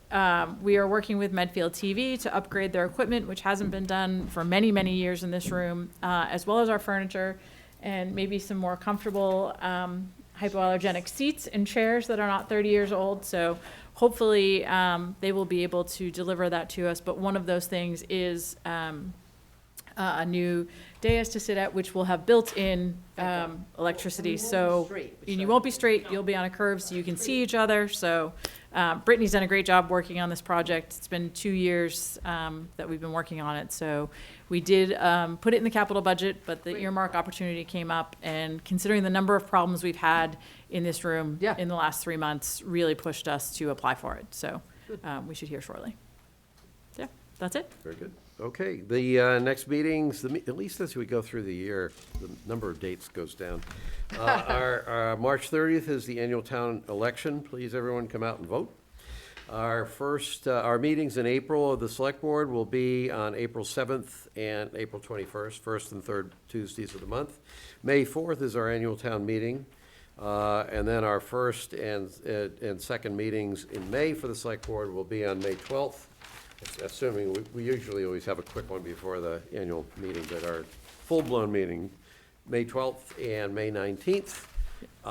In June, we have first and third Tuesdays, June 2nd and June 16th.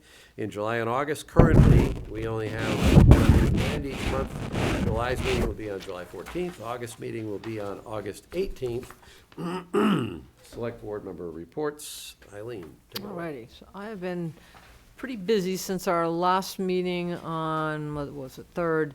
That next day, we had our school building committee meeting where they did the OPM interviews, which was very interesting to sit through. And then I know that the subcommittee voted on the OPMs that they're gonna be recommending to the state, and I think if I have my dates correct, that should be going in early April. Yeah, so we should know, God willing, if we got the OPM that we put as number 1. But all 3 of them were great, so, if whoever we get's gonna be great, but if, hopefully we get the one that we, that the subcommittee had selected. I also had a chance to then sit in the school committee meeting where Marcus Vaughn, Becca Rausch, and Josh Tarski sat in. And it was just nice to hear them kind of give updates of what's going on, and it was interesting meeting. And then sat in the warrant committee meeting, or sat once again remotely, which I referenced earlier. I thought Steve did a great job summarizing the different costs, and everyone on the warrant committee was extremely respectful to knowing there's going to be financial numbers that are just going to be an easy no for residents. So that, and then that was the warrant committee meeting where the citizens petition was reviewed, and there was a comment made by the citizen that he did send a letter to individually to select board members. I'm assuming you two did respond, because he said there were 2 that responded. I did not, only because I reached out to Parks and Rec to say, I'm reading this, I want to know if he's had a chance to talk with you guys. And they, at the time, had said that they were trying to get together, but they were going to have him at a meeting, and then it turned out he wasn't able to make the meeting. So I have not spoken with him, but I think it's really important that people talk to our elected boards just to get all the facts straight.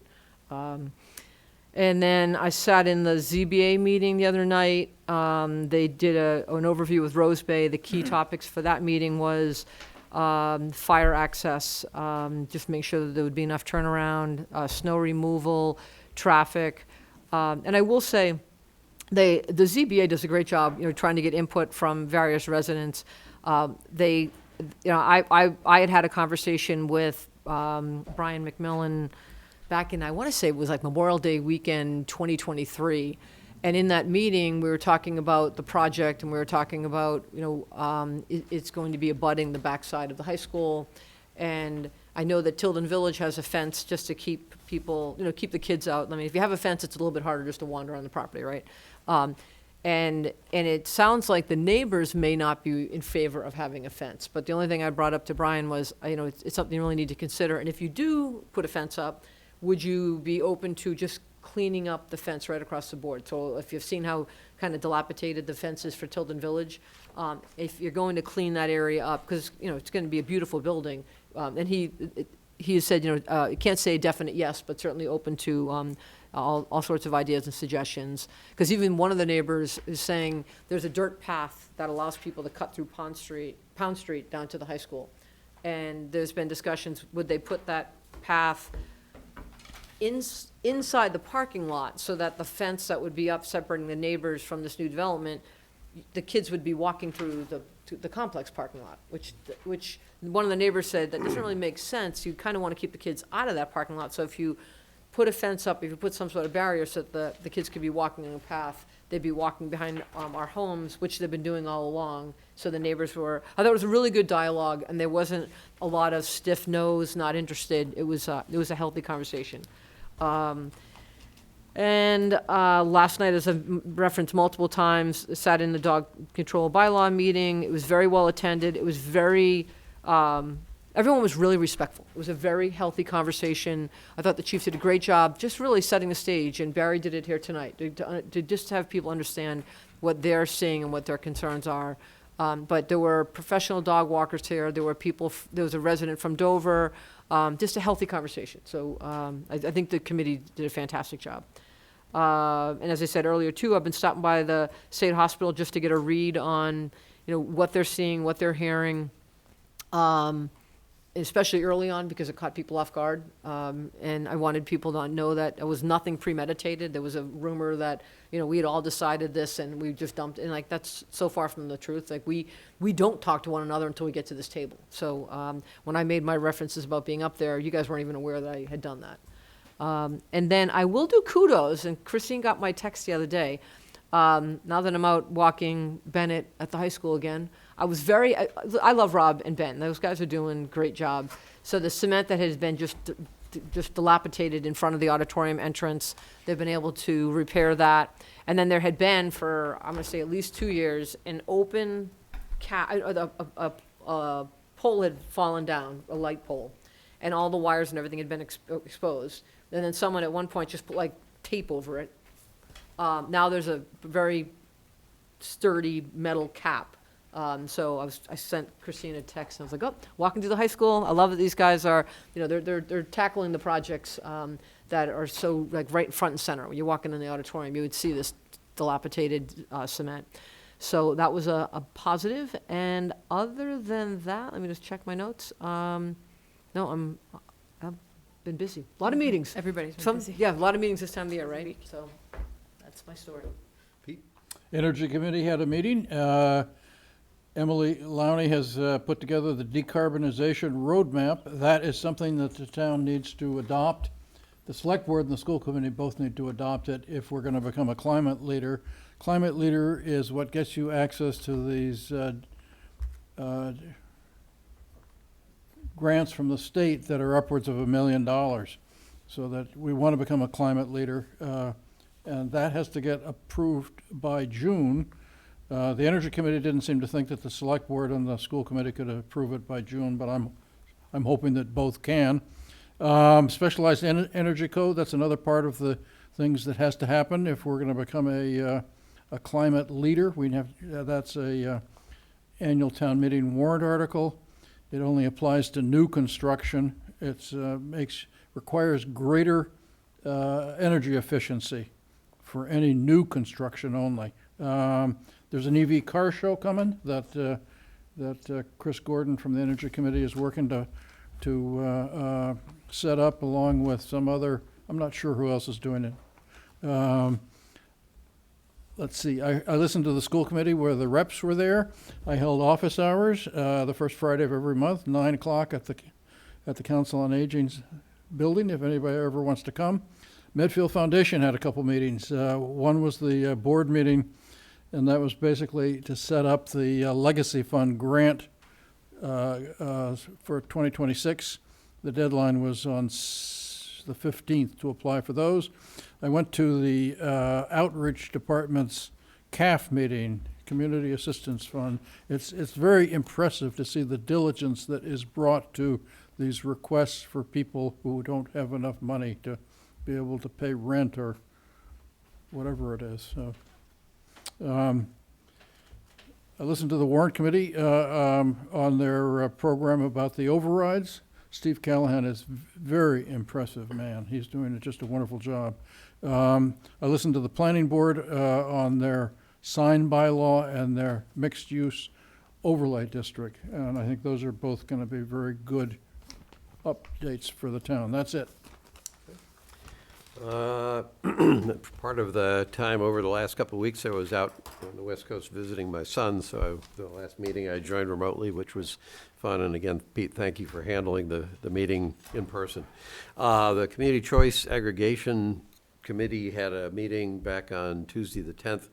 I think I explained this last time. We're in the process, the contracts that we have for renewable energy that have been what the Community Choice Aggregate or Medfield Community Electric is providing. We're about a year out from the end of that contract, so we have to start the process of attempting to find a new contract to get signed. As part of that, the DPU had also put out a new format for annual reports, or plans, I should say, the plans, so that the Good Energy that works with us reformatted the whole plan, and now we're going through a review of the whole plan Most of it is sort of a mechanical reformat, but there are a few places where we've had questions and made changes. So last Tuesday's meeting was the second meeting designed to finish up our committee's review of the changes that were there. And now all that's left is Good Energy is going to basically absolutely finalize it and send it back out. We have another meeting scheduled another week or two from now. I met Abby Goldenfarb at Blue Moon to talk about basically there's pending legislation in the Massachusetts legislature that will apparently liberalize brownfield investments and the credits that come from brownfield investments. So usually you think of brownfield, kind of like the rail trail was built on, we didn't have to completely clean it up. That's a brownfield site. This is something that apparently would allow people who are working on remediating buildings, like the buildings up at the state hospital, to get tax credits, brownfield tax credits for remediating the hospital. And what she'd asked was that I give Becca Roush a call to basically indicate that the town certainly supports this legislation and hopes that Becca can help push it through. There are a couple of specific amendments that they wanted that made it, I think, set it up to where it'd be easier for them to get those credits. Bill? But the property is not a brownfield. It's got, well, if you think of brownfield in the, I mean, I looked at that 10 years ago or 12 years ago. if you think of brownfield sites as being sites that are not expected to be returned to pristine condition, then when they're talking about the buildings that are being remediated, the idea would be that, well, we're remediating the building, but it's not being brought up to some pristine condition. Therefore, the issue is the legislation opens up the possibility of getting tax credits for remediating a building like that. And it's restricted to, to large-scale housing. I'm just curious, because, I mean, we went through that when we were looking at buying property and everything else, but what didn't qualify. I hope it does. Well, the laundry, if we ever do anything with laundry parcel, that part would certainly qualify. My point is, this legislation is trying to extend that kind of accommodation that applies to sites, yeah. So, well, they're hoping to get help in getting that through. Let's see. I've got all the way to Friday. We had the candidates forum for the select board candidates, so Pete Saladino and I had a pretty enjoyable hour and a half. It was a fun. When I first ran for selectman, I thought about the weekends you have to hold signs out on the streets. I thought that was going to be such an incredible waste of time and boring, and I got a big kick out of that. And the same thing here. This was just a lot of fun. I congratulate Pete. Nobody does this, but I congratulate Pete for running against me, because it's a lot more fun to run for. It's not easier, but it's a lot more fun to run for office. And it's a lot better for democracy when people have choices. Yep. And so, anyway, it was just a fun time. This afternoon at 2 o'clock, Steve's budget working group met, which is how we got to the agreement on, everybody there thought that $2 million plus override amount was probably the right one to go for. You both will have to weigh in when it comes time for the select board to approve it. The warrant committee still has to weigh in and vote on it. Okay. And the school committee itself still will have to agree, but at least the working group of the representatives from those three groups wound up converging on the same single point as what seemed to be a reasonable, if you're below $1 million, it's almost not worth the override. And depending on how you feel about a $3 million override, it seems awfully big. So that $2 million was just right, kind of in the Goldilocks sense of the word. And that brings us up to tonight, so that's it. Move to adjourn then. All right, I'll second that. All those in favor? Aye, aye. Aye. Okay, thanks for those who stuck it out. Thanks for all the people who came and didn't stick it out, but they came to start with. We'll see you in about 3 weeks, I guess it is, not 2 weeks.